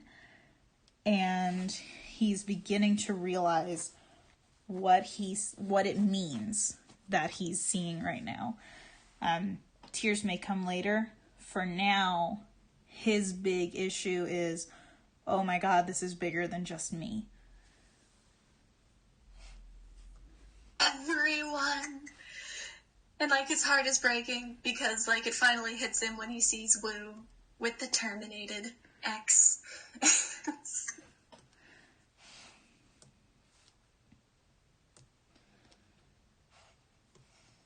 Oh, and then he could see, like, the destruction thing with, like, something that resembles the giant next thing that he built in season 8, destroying Ninjago, and he's just like, ah! And he doesn't put 2 and 2 together until the interrogation scene. Oh my god, that interrogation. Chen wants him to do it. You'd realize how many hearts you were going to break with that interrogation scene? Like, do you know how many people you are going to make sad? Wait, are we still gonna have... I'm trying to think. Okay, so I have an idea for how we can redo it. Oh? Clearly, Chen would probably prefer to keep Garmadon, like, in the clear stone, right? Right. Suspending him in midair. Right. So, what if they do the thing that I was thinking Garm would do to break out? And that is, or in the show at least, and that is rip up the floor he's sitting on. Because that is not clear stone. Like, when he thinks his fam is dead and Chen is taunting him, he rips up the floor, gets out from underneath, and then, like, gets Skylar in his hands and is like, let me go. That's gonna be such a heartbreaking moment. But yes, I totally agree with, like, ripping up the floor, because that's not, you know, the same substance as what's holding him here. You know, maybe we could see Chen, like, actually have, like, a little sweat drop after the thing, show, like, an inch of humanity. Maybe. Maybe just give that little sweat drop to Klaus. Yeah, I think Klaus is definitely going to be our more sympathetic guy, which is so funny to me, It's our honestly. Mirage. It's so funny to me that Klaus is going to be our sympathetic character. Getting an arc. What? So, Klaus's pathetic character getting an arc. That he's going to be a sympathetic character. Oh. Just because of, like... Well, that's what happens when you give him a little girl. Right? But, like, I've never liked him, honestly. And neither have I. His fight with Garmadon in season 4 was easily one of the highlights of that season.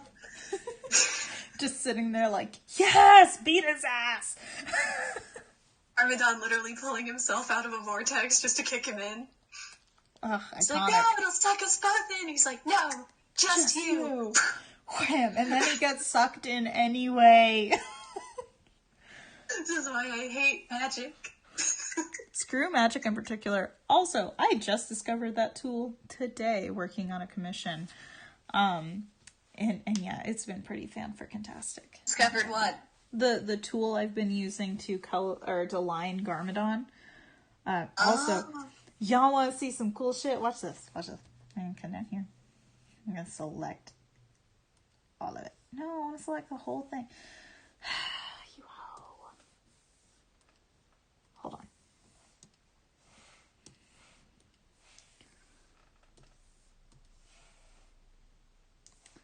Okay, this is not what I wanted, but whatever. It's cool. It's cool, it's cool, it's cool. Oh, wait, I remember what I did. Selection. Vengestone can still work on Garmadon, though, right?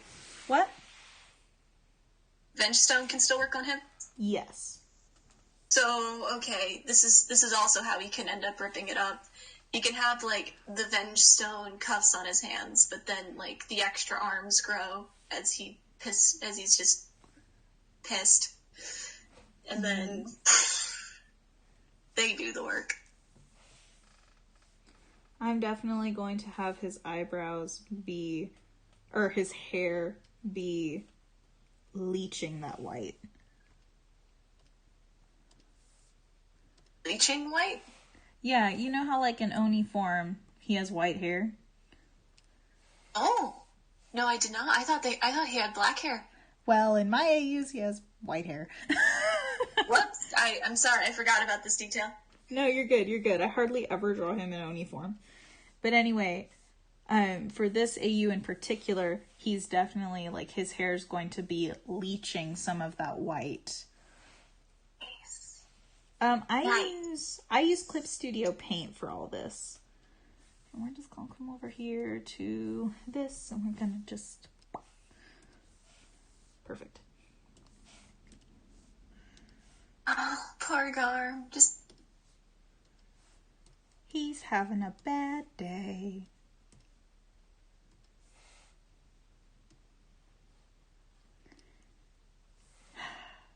Rip Garmadon, because I'm gonna fuck him up. I'm just imagining that scene. Now I'm thinking of the Mirage scene where Mr. Incredible almost chokes her out. And Garm's gonna do that to a kid? No, he's gonna do it to Klaus! I thought we said he was gonna do it to the kid. No, I was thinking of the other one where Mirage frees him. Oh! Yes. That makes He's going to do it to a kid. Right. As well, but, like, more just, like, having Skylar, like, in his grasp. Right, kill or see if I care. Maybe. What? Right, when our Chen's like, kill or see if I care. Yes. That sounds a little dark for you. Go ahead. Wow. It'll be, and then, like, Klaus is the one who's standing on the sidelines gasping.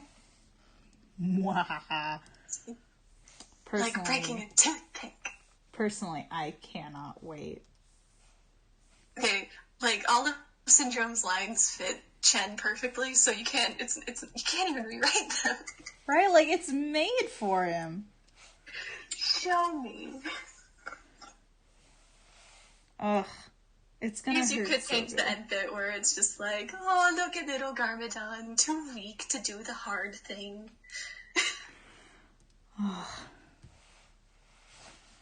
Come, Klaus.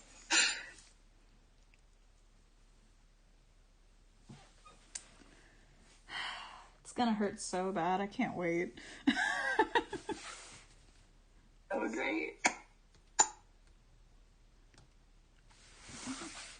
Meanwhile, like, Skylar's just like, what the heck is happening? Just, like, clinging to Klaus. Klaus probably had to carry her out. Oh, 100%. Poor girl.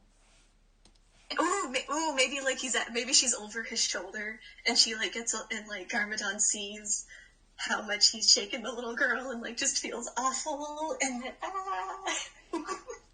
Yes. Make Garm feel bad for what he's done.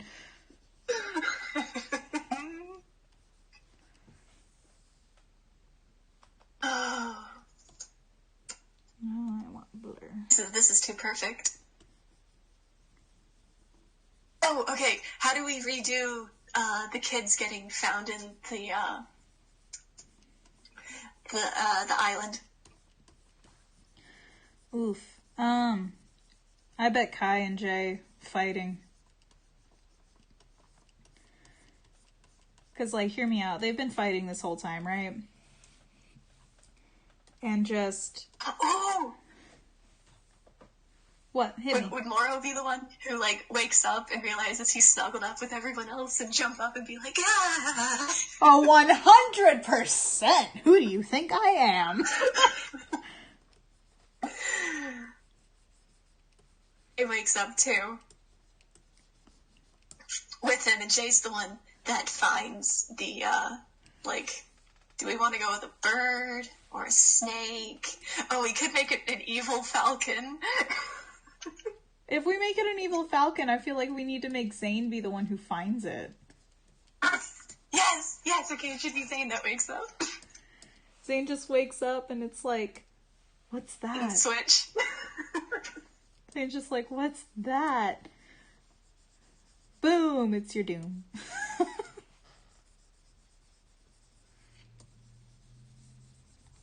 But I do love... Incorrect.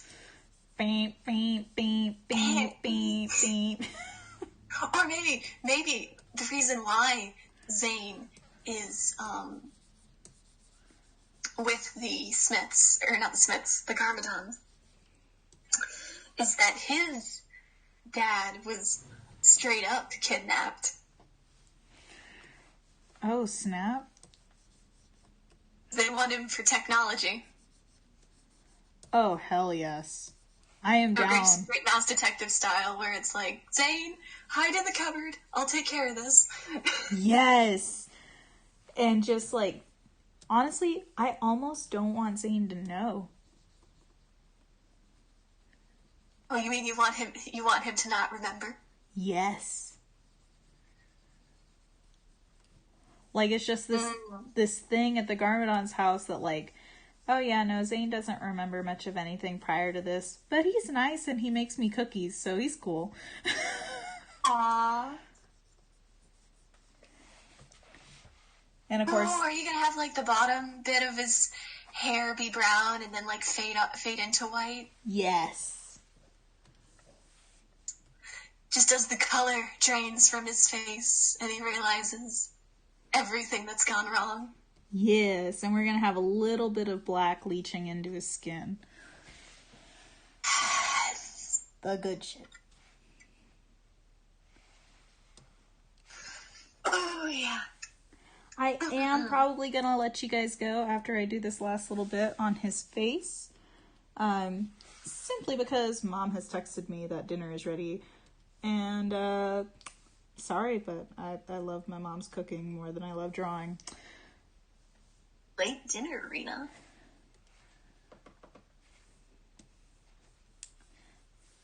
Listen, whenever your mama says, hey, I'm making roast tonight, you don't ask questions. Oh man, can I request that we do the Chen and Garm angst tomorrow? Or next, just whenever you feel like drawing again. Yeah, I may not be able to do much tomorrow simply because I have put off a lot of schoolwork over spring break, and the last thing I want to do is get behind whenever we're in the middle of quarantine. That would be awkward. Why didn't you graduate? Let's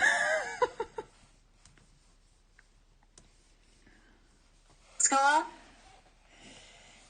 Yeah, But I'm gonna have some school. But anyway, it has been fantastic. What? We will put out more details on the Incredibles AU as soon as we can. It's gonna be fan-freaking-tastic. You guys are gonna love it. And we'll get working on more of those details as soon as we possibly can. For now, y'all have a good night, and I'll see you guys next time. Night!